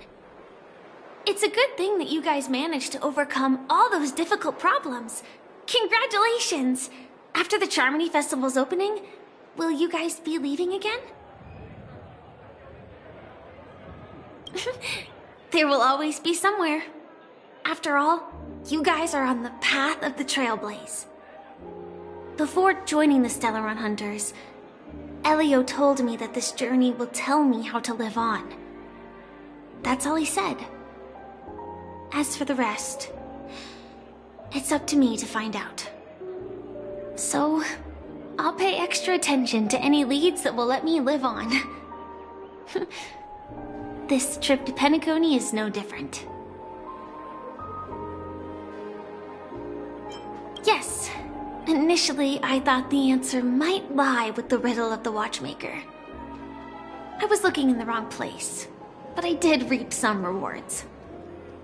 Do you know Miss Jade from the IPC's Strategic Investment Department? Bonajade Exchange belongs to her. She told me her price. But... no. But what she wanted wasn't my answer either. Of course I want to live on. But... what fate owes me? I want it paid back, not passed on. No one else should be involved because this is a grudge between me and fate. Speaking of which, actually, I feel that I still owe you a formal apology for that matter with the performer of the Iris family. Even the smallest of lies can turn into a betrayal as sharp as a blade. I'm sorry. Really? Then it seems what Kafka taught me was correct. To me, hiding is much easier than being honest. Yet, I still want to try expressing my emotions as any ordinary person would. It's that girl! Get moving! Arrest that criminal before the Charmony Festival's opening ceremony starts! I can't believe they've chased me this far. Looks like we have to say our goodbyes.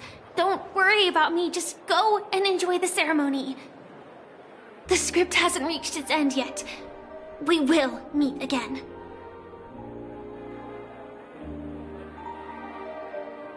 I hope she's okay. But if it's only those two hounds again, she'll probably be fine. I'll send a message later to check in on her. Let's go attend the Charmony Festival first.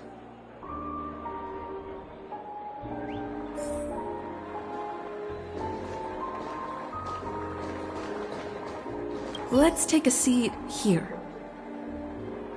Why do I feel like there's someone waiting for me?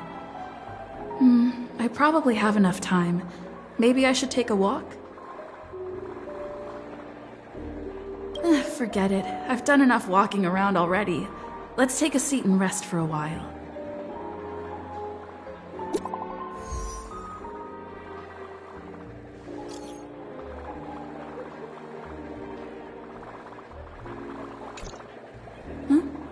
Looks like I don't have to worry about her. Let's wait for the opening ceremony to start.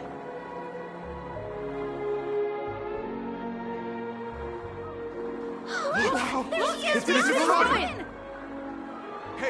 Hey, Miss Robin! Hey, Miss Robin! Over here, Miss Robin! Miss Robin! Miss Robin, look! Miss Robin! Glory to Miss Robin! Glory to the family! Glory to the family! I'm your biggest fan, Miss Robin!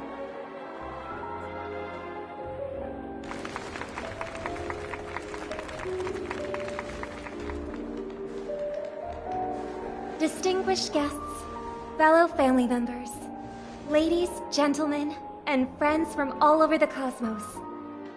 It's a pleasure to join you all in celebrating the grandest ceremony of the Amber Era, the Charmony Festival. Firstly, on behalf of the Penacony family's 5 major lineages, and on behalf of myself, I'd like to extend a warm welcome to all our guests.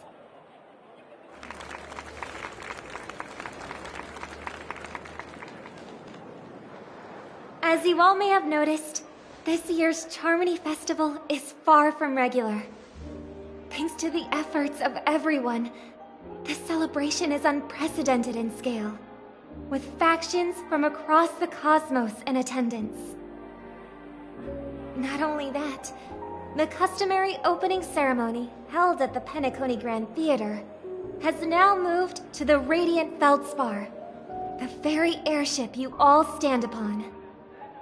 We invite you to express your warmest applause and deepest appreciation for OT Alfalfa, head of the Alfalfa family, for his selfless devotion to the Harmony's cause.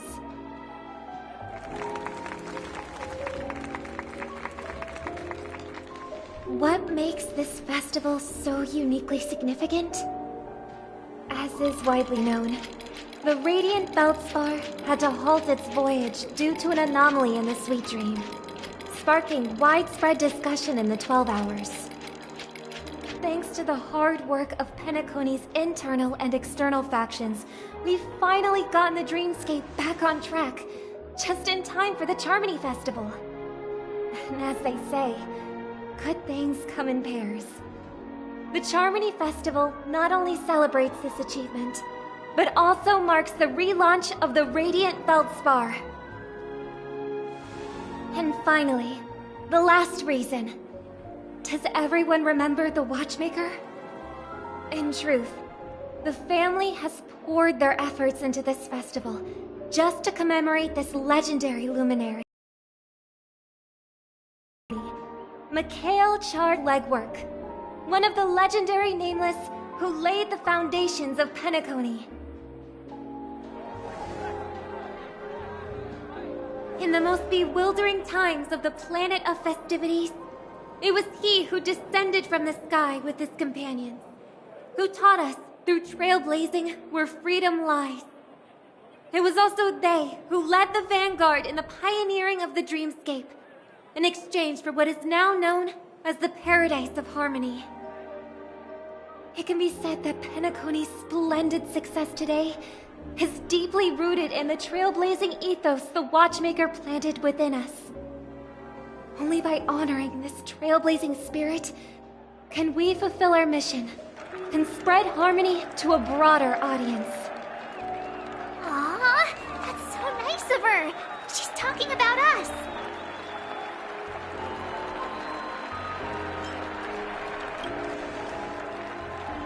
That's right, unparalleled. And now, the sweet dream is back on track. All thanks to the Trailblaze, of course. If it weren't for everyone on the Astral Express, we wouldn't be able to successfully host this Charmony Festival. Thus, with unanimous consent from the 5 major lineages, Penacony's family, on behalf of all family members throughout the cosmos, offer a token of appreciation to the Nameless. Oh, I wonder if it's gonna be a big one! We will transfer ownership of the Radiant Feldspar to the Astral Express. A meager appreciation that we hope you will accept with grace. Let us gift our applause and cheers to these brave and dauntless Nameless. Nameless! Nameless! Nameless! And now, I propose a toast. To harmony, to the Trailblaze, to the future of Penacony and the universe, and to the generous Alfalfa family head, Mr. O.T. Alfalfa. Cheers! Cheers!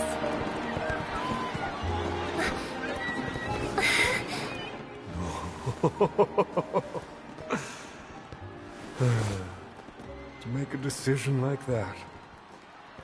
This little bird is no less capable than her brother. All's well that ends well. Right. But have you forgotten someone, my gray-haired friend? I put a bomb on this ship. You have 10 minutes to find it. Better hurry. When did this get shoved into my hands? There's still so many bombs. Now's not the time for plot twists. I can't handle this alone. Time to create a group and inform everyone.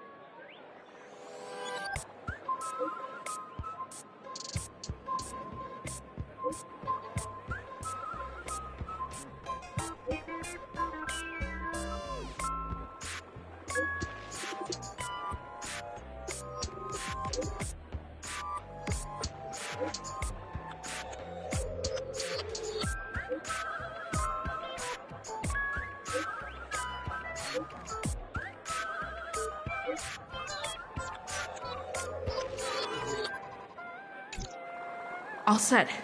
Let's start following the plan.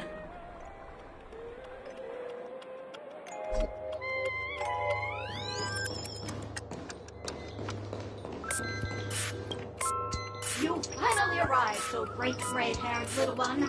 I'm the constable around these parts, and right now, I'm posing as a bomb.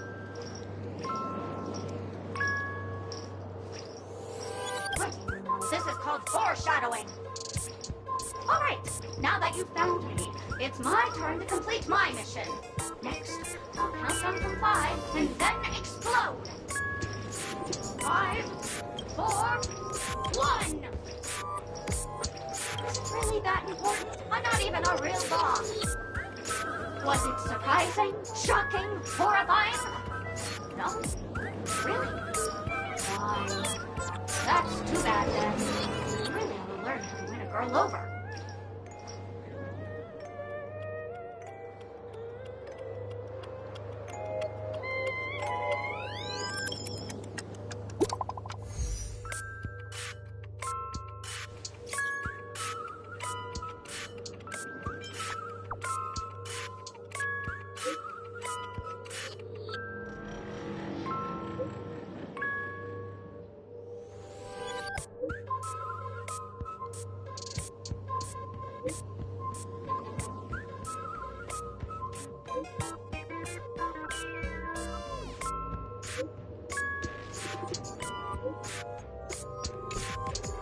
At least I made some progress. Gotta keep working at it.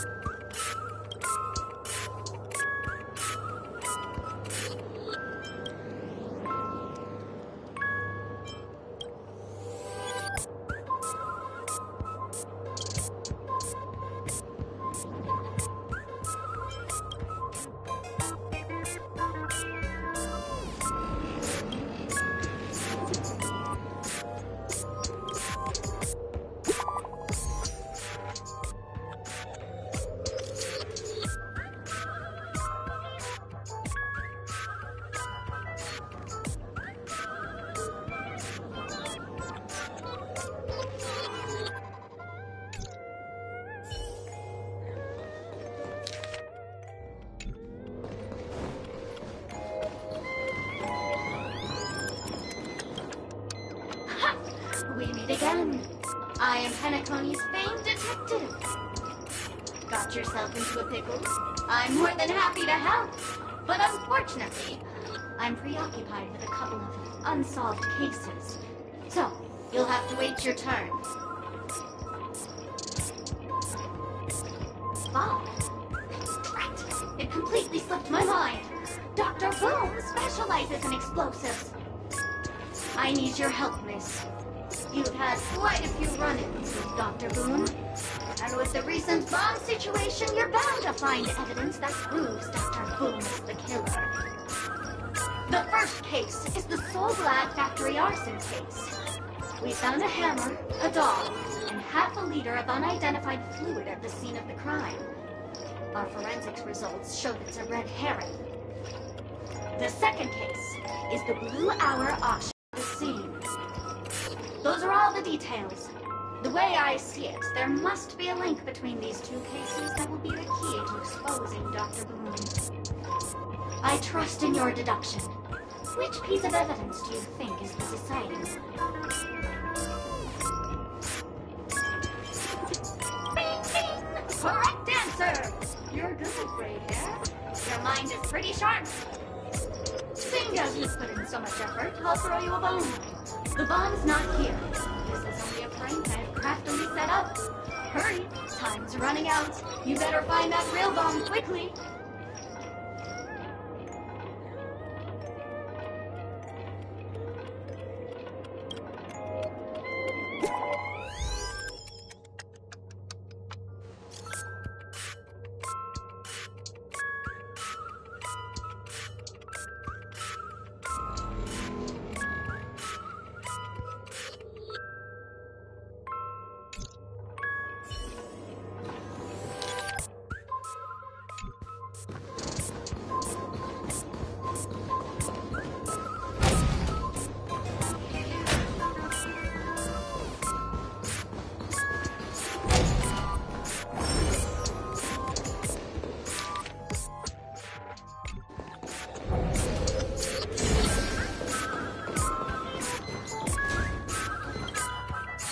Lovely actor. You can call me the director doll. I often use this name in film credits. If you didn't know, I'm the one who directed the entire farce in Penacony. As the leading lady of the show, what did you think? Feel free to share your thoughts. Well, actually, due to the current plot requirements, you're only allowed to say one line. So please try and resist the urge to share your thoughts.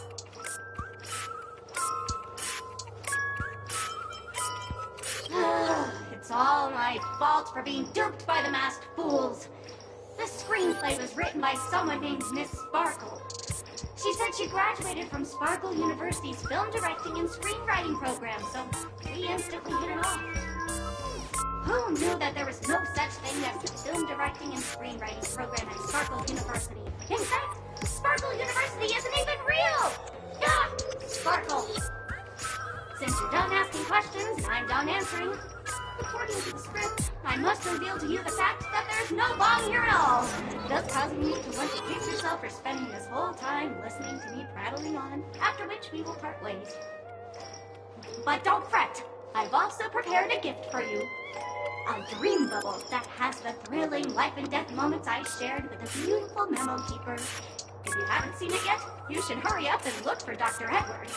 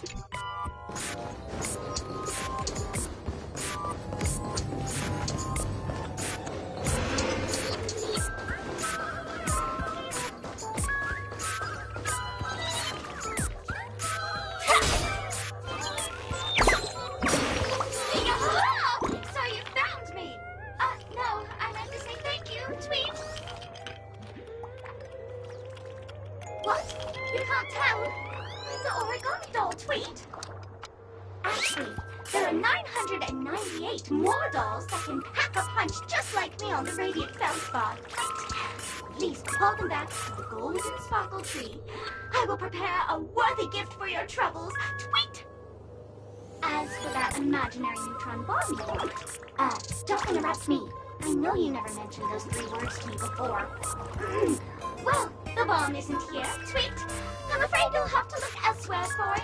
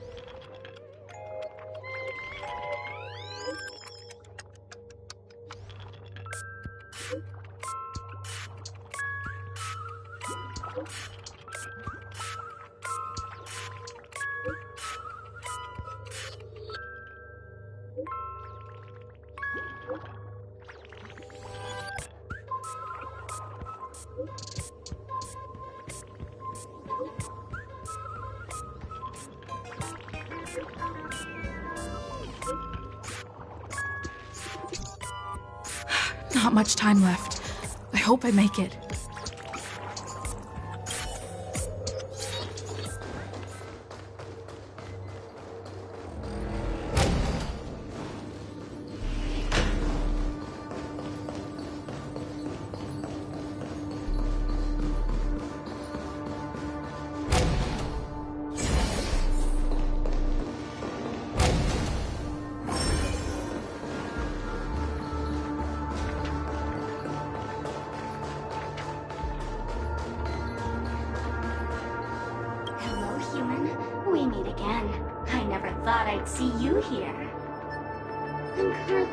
Luxury cruise ship enjoying Penacony's consumer-friendly sugar-coated cannonballs. What about you? Are you just seeing the sights? Bomb? Gosh, I'm not a bomb. I'm a heliobus, originally from the Lawfoo's Fixtural Garden. I'm passionate about researching Xianzhou's subcultures, but I've slowly come to realize that Xianzhou's subcultures also have their I forgot what happened. But anyway, I ended up in Penacony. I wanted to study a subculture that is completely different from the Xianzhou's. Boy, it really been an eye-opening experience. That is, if I had eyes. I've come to realize the people here don't treat subcultures as actual culture. They call them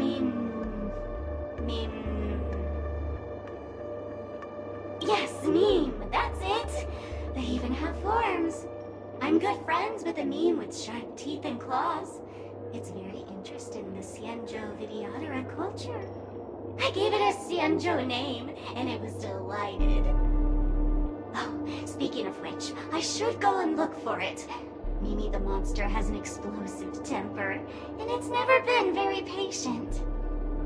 I hope you can find the real sugar-coated cannonball, bomb.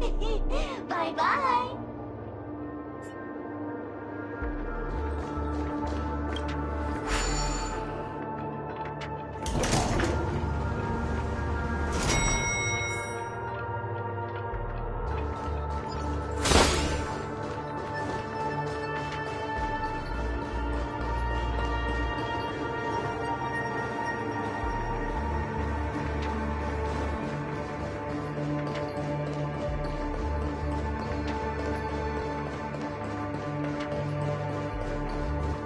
Is that... 28 minutes, 46 seconds. 28 minutes, 45 seconds. You're here!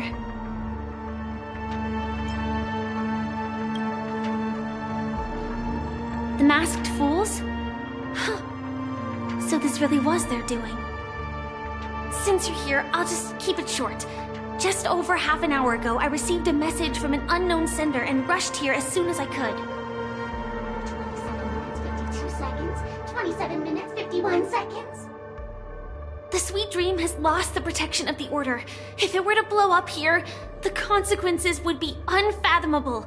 I've scrutinized it for a long time, but the bomb's design is incredibly unique, as if it's been locked by some mysterious path force. Apart from its creator, I fear no one knows how to deactivate it.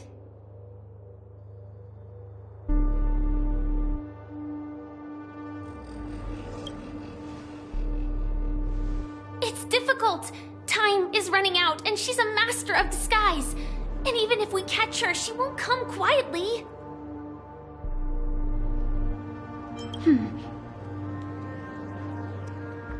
Actually, there might be another way. Do you still remember? The script said that I will experience death 3 times in the Land of Dreams. I think this moment heralds the 3rd time.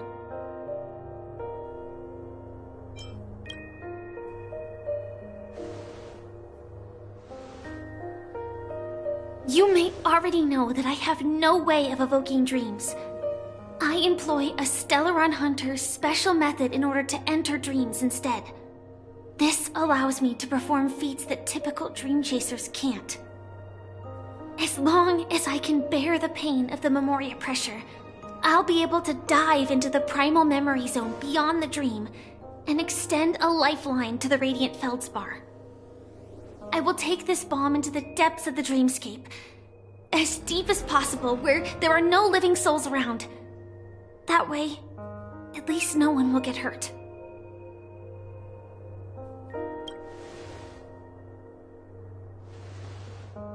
Don't worry.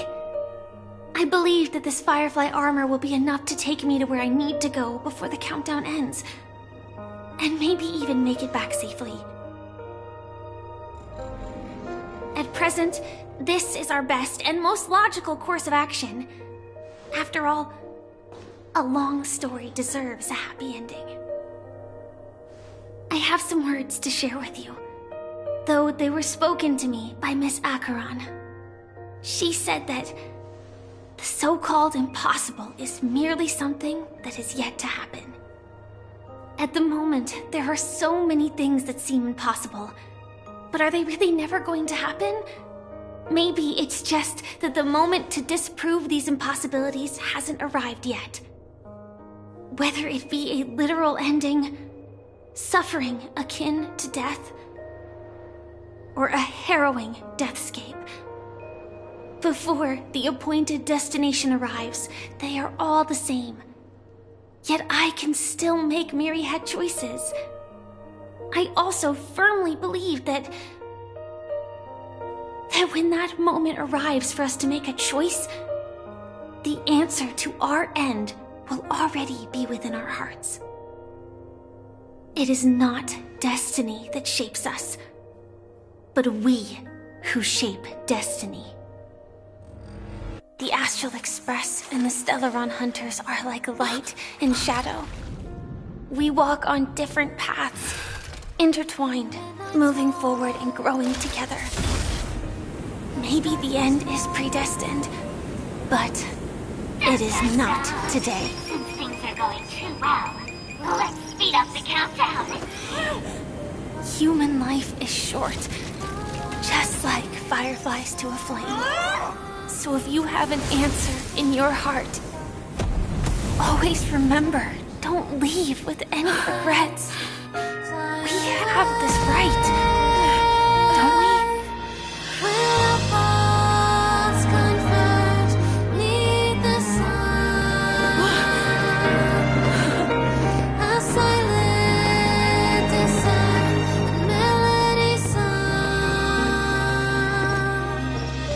Since you care so much about other people's safety, why don't you go take a closer look?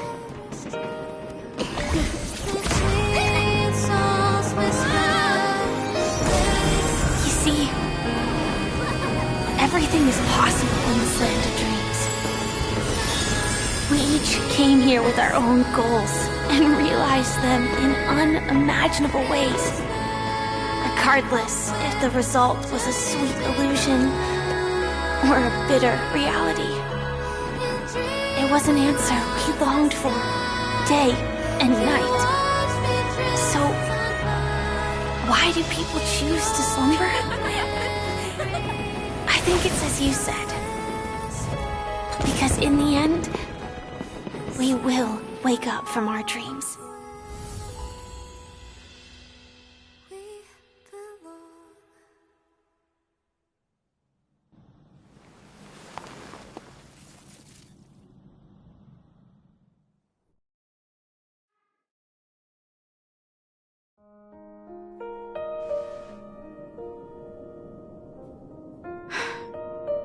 When I arrived, I happened to see a child holding it.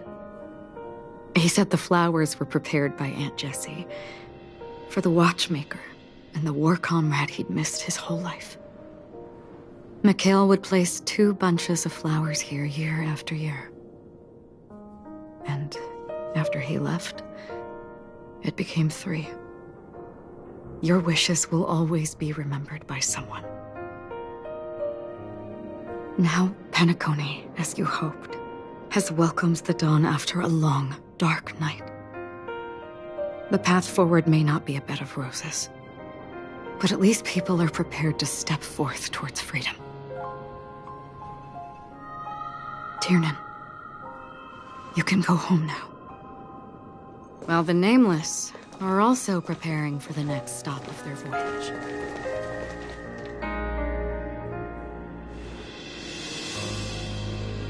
But before leaving, we still have one last thing to do.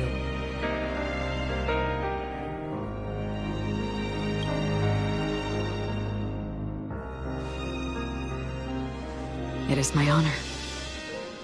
I've said many goodbyes. Yet I am glad that this is the first time I speak these words with a smile. But before leaving, I'm sure you all have plenty to say to the Nameless of the past. A fitting end to the tale of the departed. One could not ask for a better farewell. Go on. They're all here.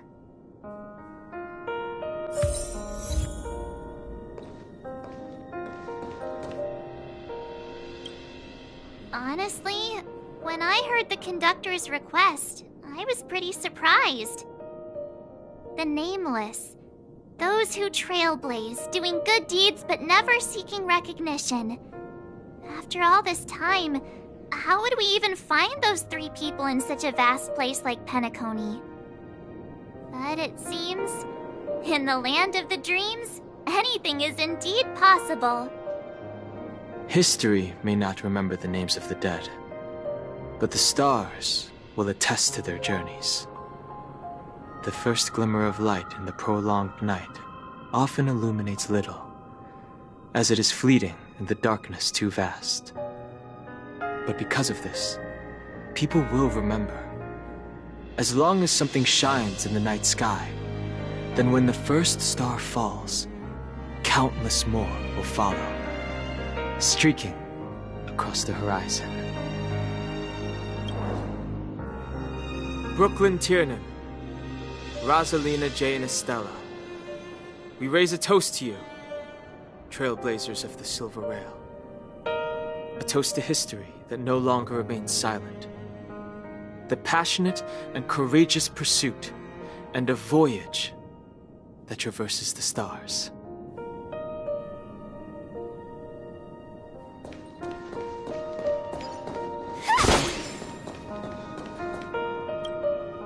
That statue. It wasn't here last time. Looks like this is the last riddle that Mr. Gallagher left for us. In the end, we still failed to figure out his true identity, or if he was even a living person. What should I say? I mean, this guy is definitely a history fictionologist, all right. I'm suddenly reminded of the time at the theme park when he said he was only 13 years old. Could that have meant something too? Either way, he's an enigmatic character for sure. At least our journey together in Penacony was real enough. And his loyalty and love for this land must have been real too, right? Gallagher, we raise a toast to you, the slumbering hound. To the festival's invitation, to all lies and the singular truth. If we ever meet again, please don't talk in riddles.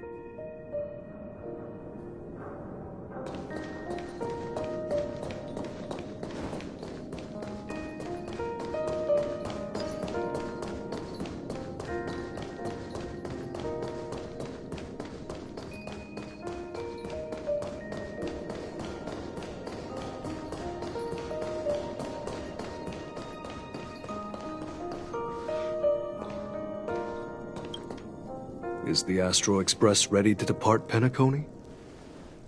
Apologies, Mr. Mika, that we are only now bidding you farewell. Oh, that's all right. You've all done so much for the Watchmaker, and we are forever indebted. Allow me, as the representative of Dreamflux Reef, to make another toast to all the nameless. What will the people of Dreamflux Reef do now? Many will continue to live here. Those accustomed to being awake will mostly have a hard time getting used to a life of darkness with their eyes closed. Though the order has faded, there must be someone to watch over this primal memory zone. Penacony's nights are long, and there are many who are still far from a good night's sleep. As for the sweet dream over there, we're still managing without it, aren't we? Mika and residents of Dreamflux Reef, we raise a toast to you, watchers of the long dream. To your tenacity throughout time, to each sorrowful night, and to the dawn that is finally upon us.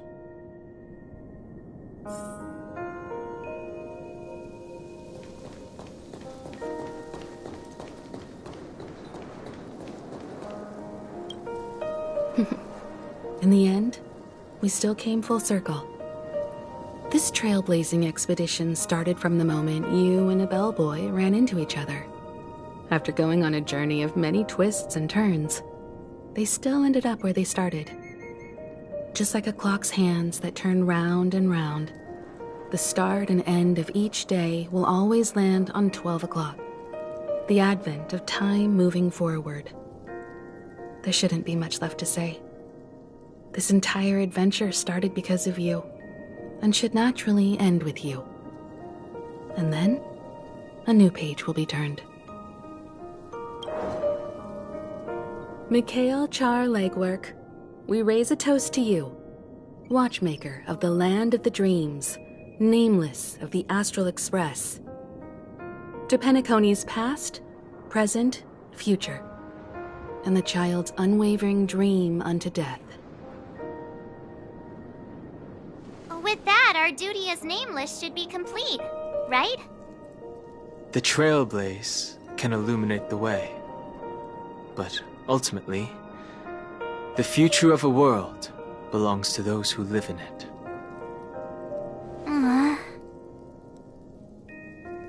I still feel that Mr. Mikhail must have really wanted to witness this day himself. What's on your mind, March? Just a strange feeling. I had it a few stops ago, but it's super strong this time. Why not talk about it? Maybe everyone's thinking the same thing. I can't help but think that whether it's Mr. Mikhail, Mr. Tiernan, or Madame Rosalina, their lives must have been long, and they must have experienced plenty of stories. They were also young once, stumbling and bumbling around just like us, getting into scraps and mischief, that sort of stuff. Companions, enemies, journeys, adventures, all the sad and happy memories. The everyday that we're used to, they've lived through them too. But those things are all in the past.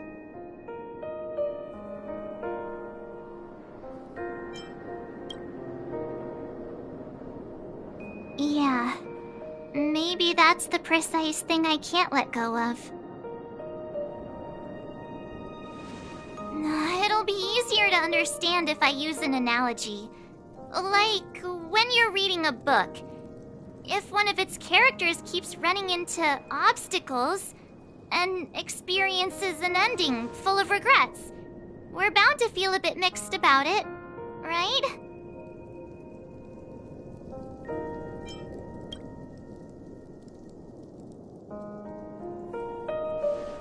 Because we've seen every nook and cranny of their lives, we see these people as special.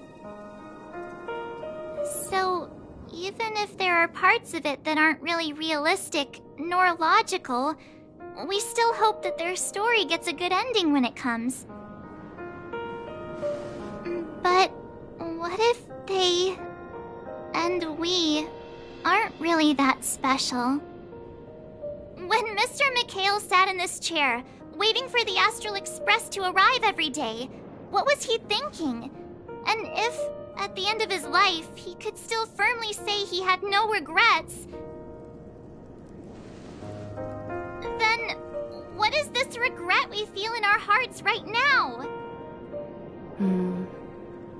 I think each and every one of us is searching for the answer to this very question. The universe is vast, and our lives are but specks. The trailblaze never ends, but against the backdrop of the cosmos, the average person's lifelong journey is merely a short stretch. But it is in this minuscule distance that paths cross and countless worlds connect. The universe may not remember every person who leaves a tie along the Silver Rail, but we will. As long as we remember, their stories will never end. And what Mr. Mikhail has left for us is his answer to this very question. It's not the answer that's important, but what we can learn from others' answers, right? This is what trailblazing is. Sure. I'm really sorry for bringing down the vibe. Quick, Don Hung, tell us a dad joke to lighten the mood.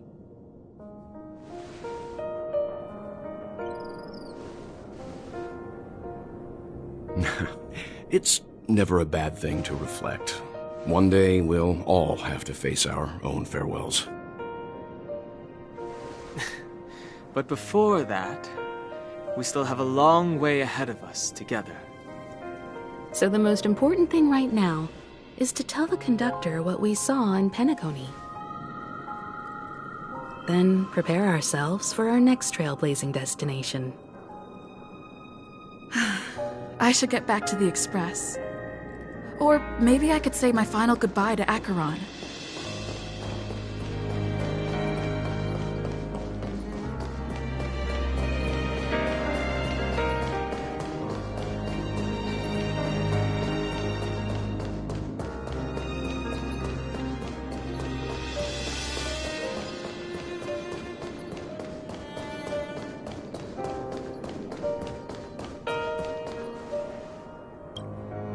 Do you still remember when we first arrived in Penacony? Who would have thought our paths would cross in such a way? Come to think of it, I didn't even get a chance to formally introduce myself. Simply put, I'm a self-annihilator who was cursed by the Nihility. My hometown was destroyed a long time ago, and the whole world was erased beneath their shadow. In order to fight against the cruel end of self-destruction, I went on a journey in search of a way to sever the chains of the Nihility. After a long and grueling search, I am convinced that my destination lies within the depths of the dark web, where reality and the Nihility are separate. In there lurks a secret called Device 9. One day, I'll reach it. The ocean of stars is vast, and given our destinations, I'm afraid our paths may not cross again. But the trailblazing expedition ahead is always full of unknowns, and my blade is sharp enough to sever fate. As long as we maintain our original resolve, I believe there will come a day where we will meet again.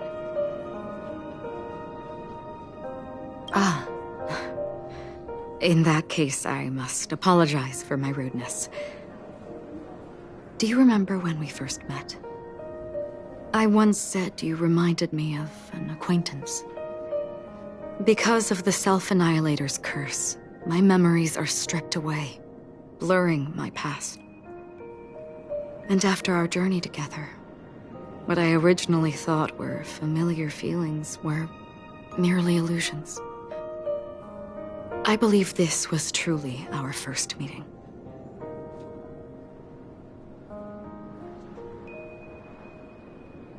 What do you mean? It's improbable that you've crossed paths with my past self. What I mean is, there is nothing left to retrace there. Only Nihility. I see. You've also had a similar experience? Then you should know that this me and your memory of me are not the same person.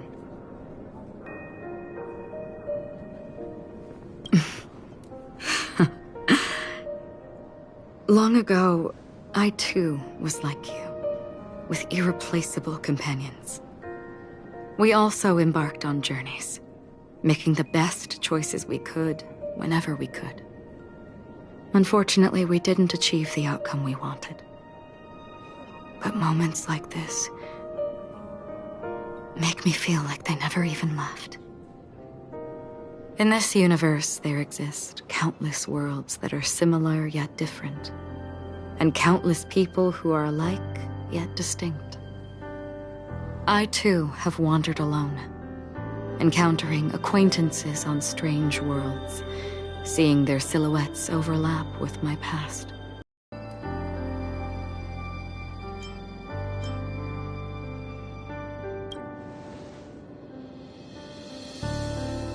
Attachment, desire, longing. They may all be right, but they are all incomplete. I believe it's not something external, but something that originates within us. An emotion that traverses time from a certain moment of our past to reach us.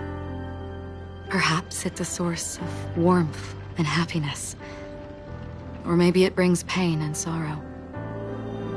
Each time we reminisce on our past, we always seem to notice a tiny but unforgettable instant that we left behind us, along with certain other things that remain constant throughout.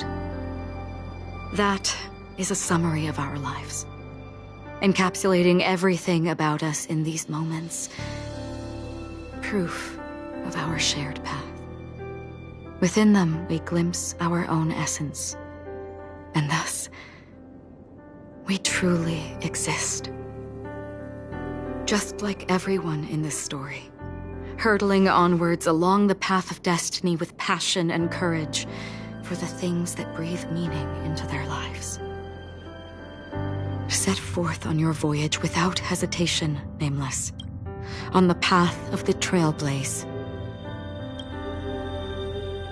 Even if the ending has been predetermined, that's fine. There are countless things that humans cannot change. But before that, on the road towards the end, there are still many things that we can do.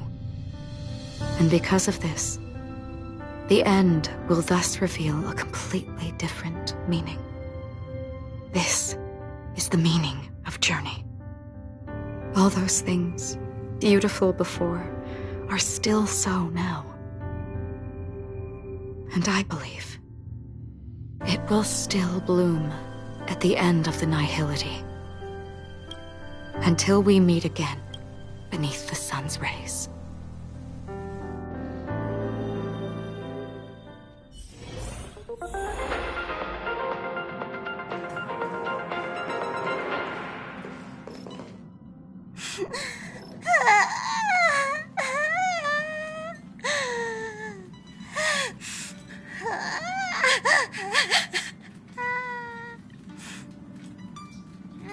There.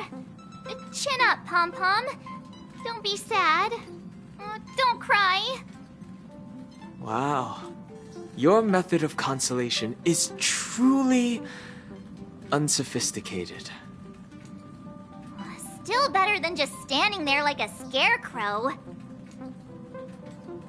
Oh, hey, you're finally back. We told Pom-Pom all about our adventure, and they suddenly started crying. I've never seen Pom-Pom so sad before. The conductor never cries. Pom-Pom is never sad.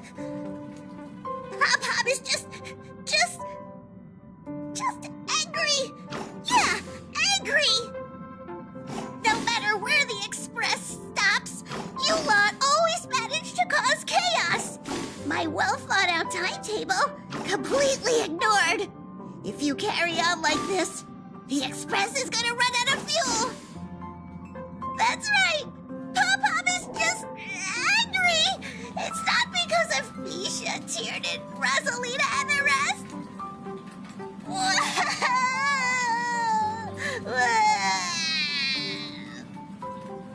It's okay. Oh, Pom-Pom, just let it all out.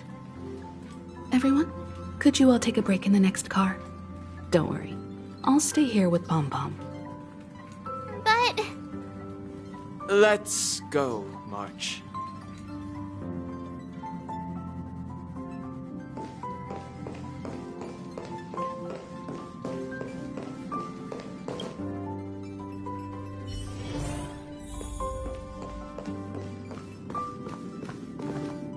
I never expected Pom-Pom would be so distraught. Those three nameless must have meant a lot to Pom-Pom. No one knows exactly when Pom-Pom boarded the express, but one can surmise that their journey has been filled with many hellos and goodbyes. Probably more than we can imagine. The fact that they're crying so hard is probably a good sign. It proves that Pom-Pom's emotions haven't become dulled by the grind of time. They still deeply cherish every nameless who has boarded the express and value every journey shared with them. Leave it to Himiko. When it comes to comforting, there's no one better on the express. Well, they were a little emotional at the time, but I'm afraid that's not out of the question. Since you joined us, the Express has stayed longer than anticipated at every stop along the way, and to ensure that everyone always makes it back on board, Pom-Pom has had no choice but to delay the warp jump schedule. I see. No wonder I can regularly hear Pom-Pom pacing anxiously up and down the corridor.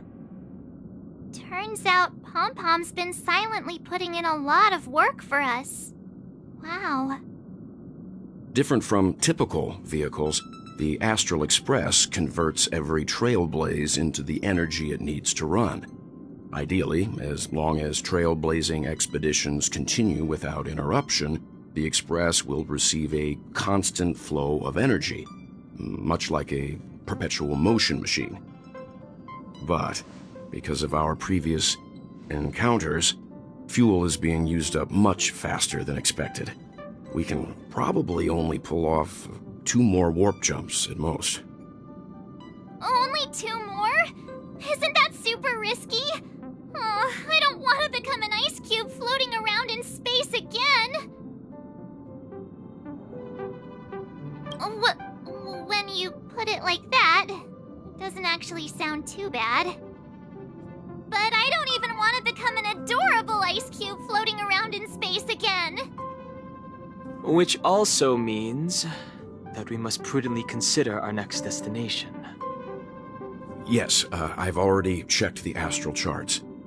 The 2 nearest worlds to us are the oceanic planet of Lushaka and the agate world, Melustanen. As for which one we're headed to, that still requires a vote. Or perhaps you might consider a suggestion.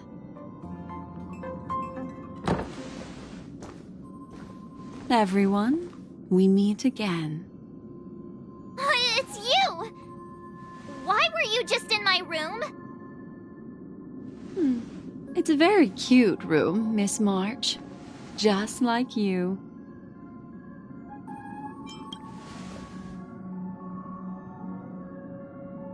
Memo Keeper, let's put aside how you managed to sneak past everyone and board the Express for now. You mentioned a suggestion. I accidentally overheard how the Express obtains fuel. I just wanted to chat with everyone to see if we could work together. But now, it appears my suggestion could be the very lifeline that saves everyone. Please speak candidly. Depending on what you say, we could very well ask you to disembark.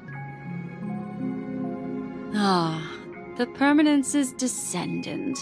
What a charming little dragon, especially with those mired memories of yours.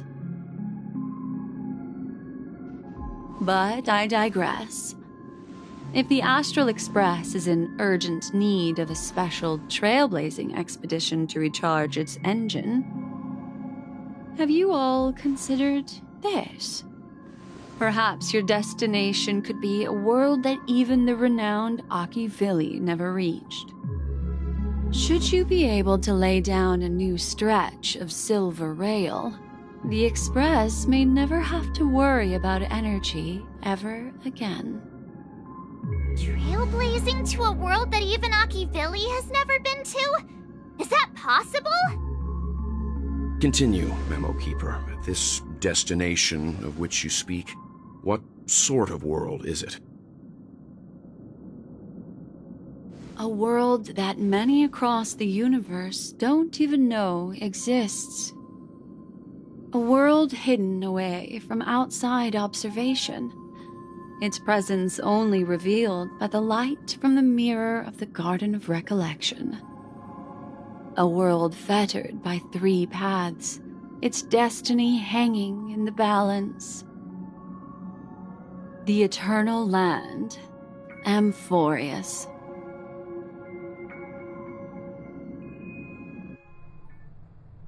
I hope I'm not too late, child. I wasn't expecting it to be you. Don't you know how many sentry posts the family has built? And how hard it is to get you out of here? Looks like my time's up. What do you mean? What time? Negotiation, interrogation, or death. My fate lies entirely in your hands, Lady Bonajade. The dance is done. Why bother with the compassionate pretense and give someone who's about to die the chance to talk?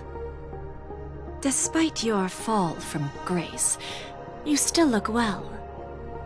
I'm very glad to see that you're so full of verve. Do not insult my pride with half-veiled sarcasm. Have you specially come to see me just to sate your vile vanity? Oh, of course not. I merely came to fulfill your younger sister's wishes. To offer you a generous trade. That is, if you're willing to accept. Robin? To build a true haven where everyone can attain peace. That's the oath between you siblings, isn't it? If I told you there was still a chance to realize this vow, would you be willing to talk to me then?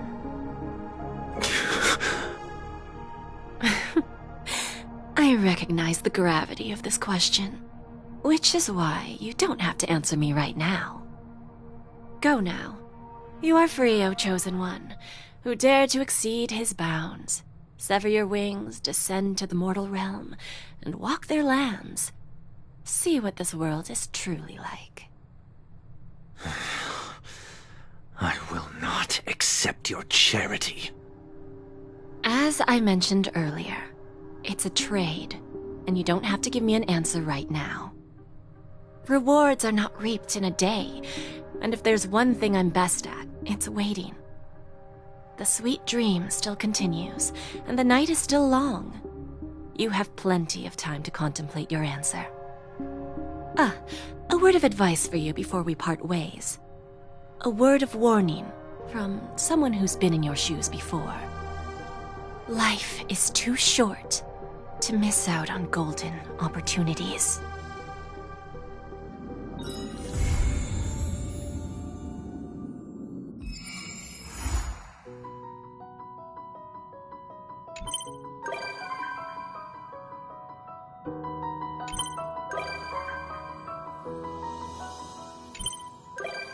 Birds are born with no shackles. One feathers my fate. Roll away the white petals. Leave me trapped in the cage. The endless isolation can't wear down my illusion. Someday I'll make a dream unchained. Let my heart bravely spread the wings, soaring past the night to trace the primal light. Let the clouds heal me of the stings, gently wipe the sorrow off my life. I dream.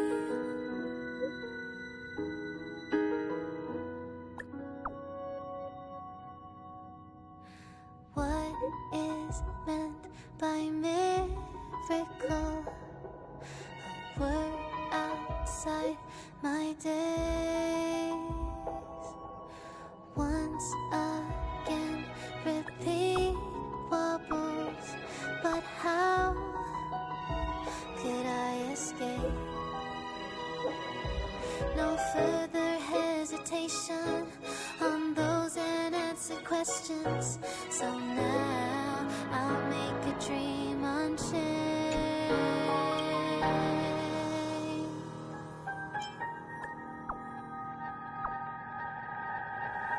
Let my heart bravely spread the wings, soaring past the night to trace the primal light.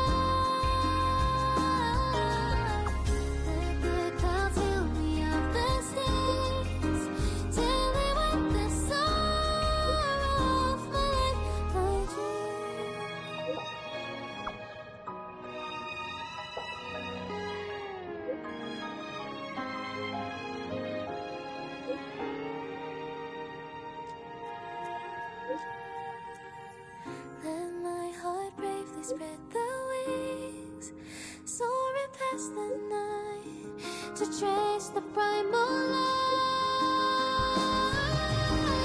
Let the clouds heal me of the stains, gently wipe the sorrow of my life. I dream, I dream.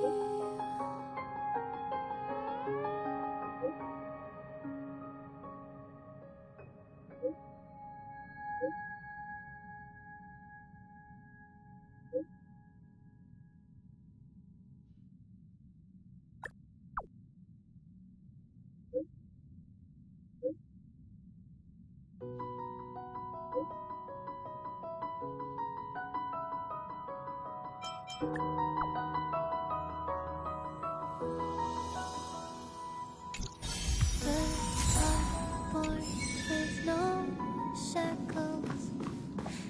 One feather's my fate. Blown away the white petals, leave me trapped in the cage. The endless isolation can't wear down my illusion. Someday I'll make a dream unchained.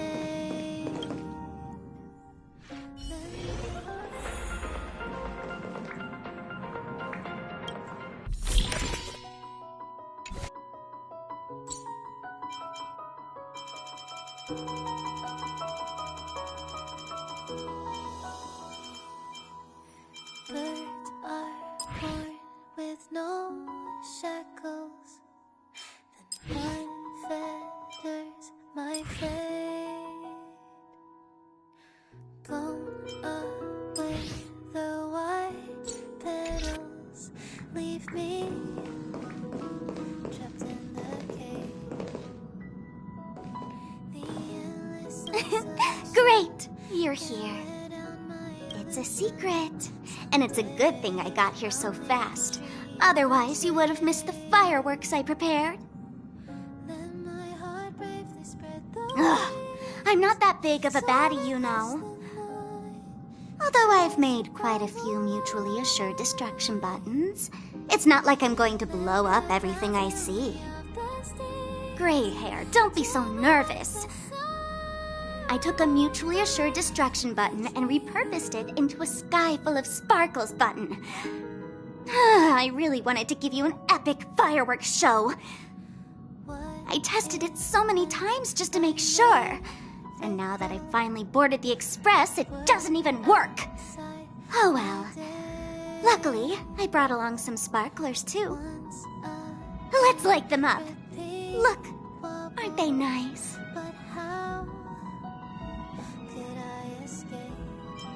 Wait, hold up. Where are you going? Don't leave! On those unanswered questions, so now I'll make a dream unchained.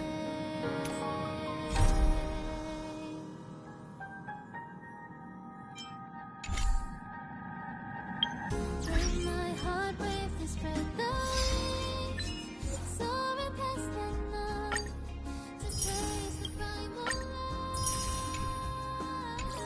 Let the clouds heal me of the stains, till they wipe the sorrow off my life. I dream.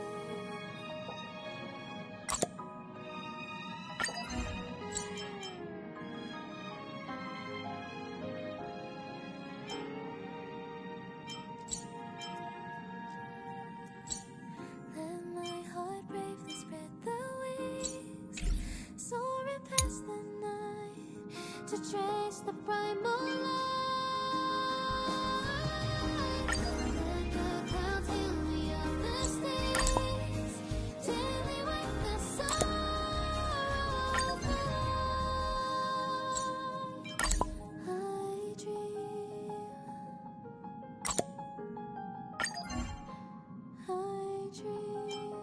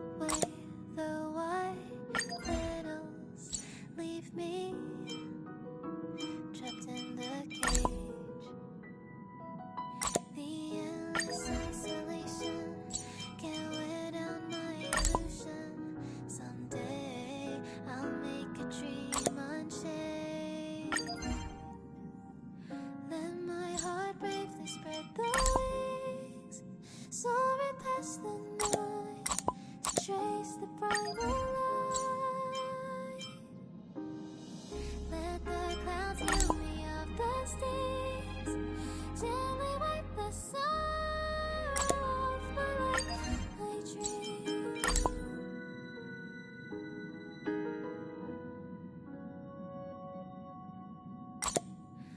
What is meant by miracle?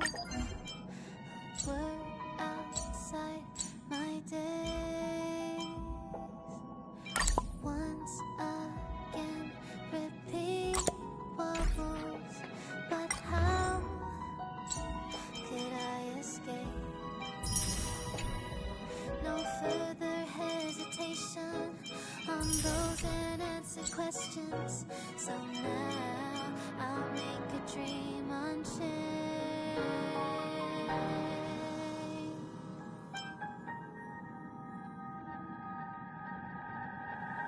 Let my heart bravely spread the wings, soaring past the night to trace the primal light. Let the clouds fill me of the stings, till they wipe the sorrow off my life, my dream.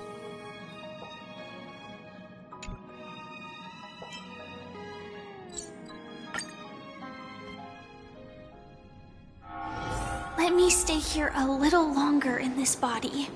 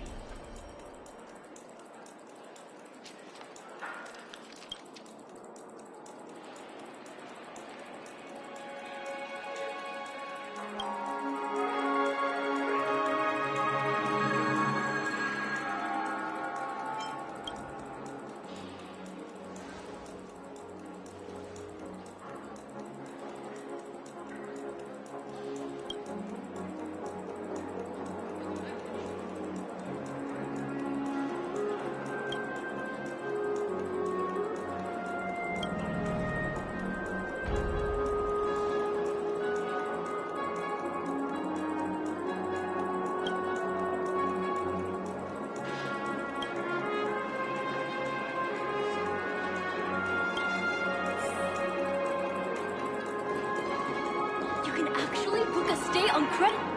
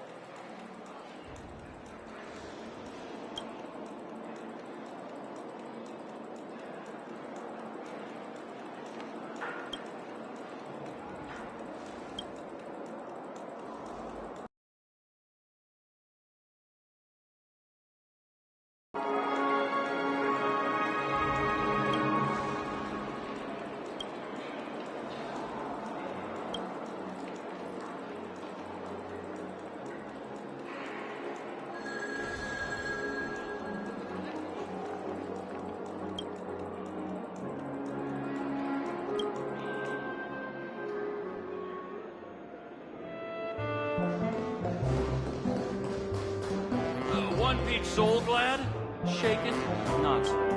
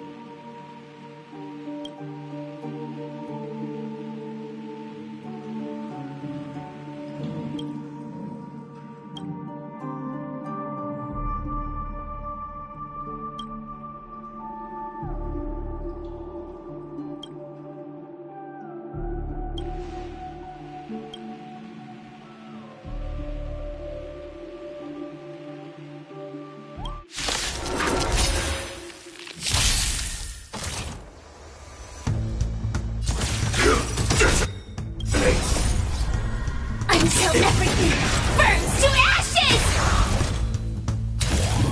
Set the seas ablaze! Rhythm get messed up. Step up, let's see ya!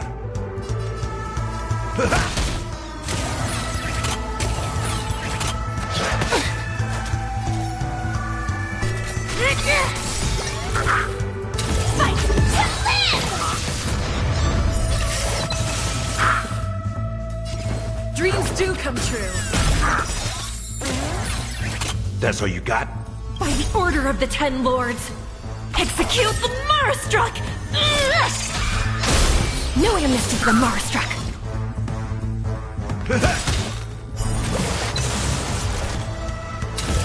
Set the seas ablaze! It's time! Sam, in position. Take your positions.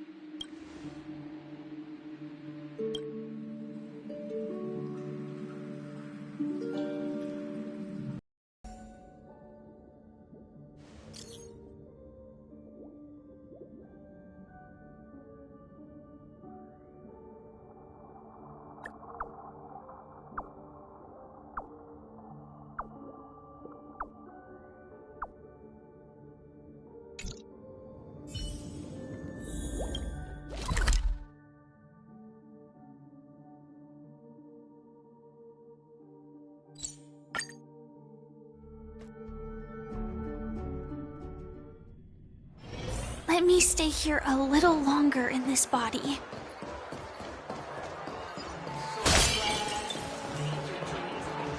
Give him a kid's meal. All that education and it's...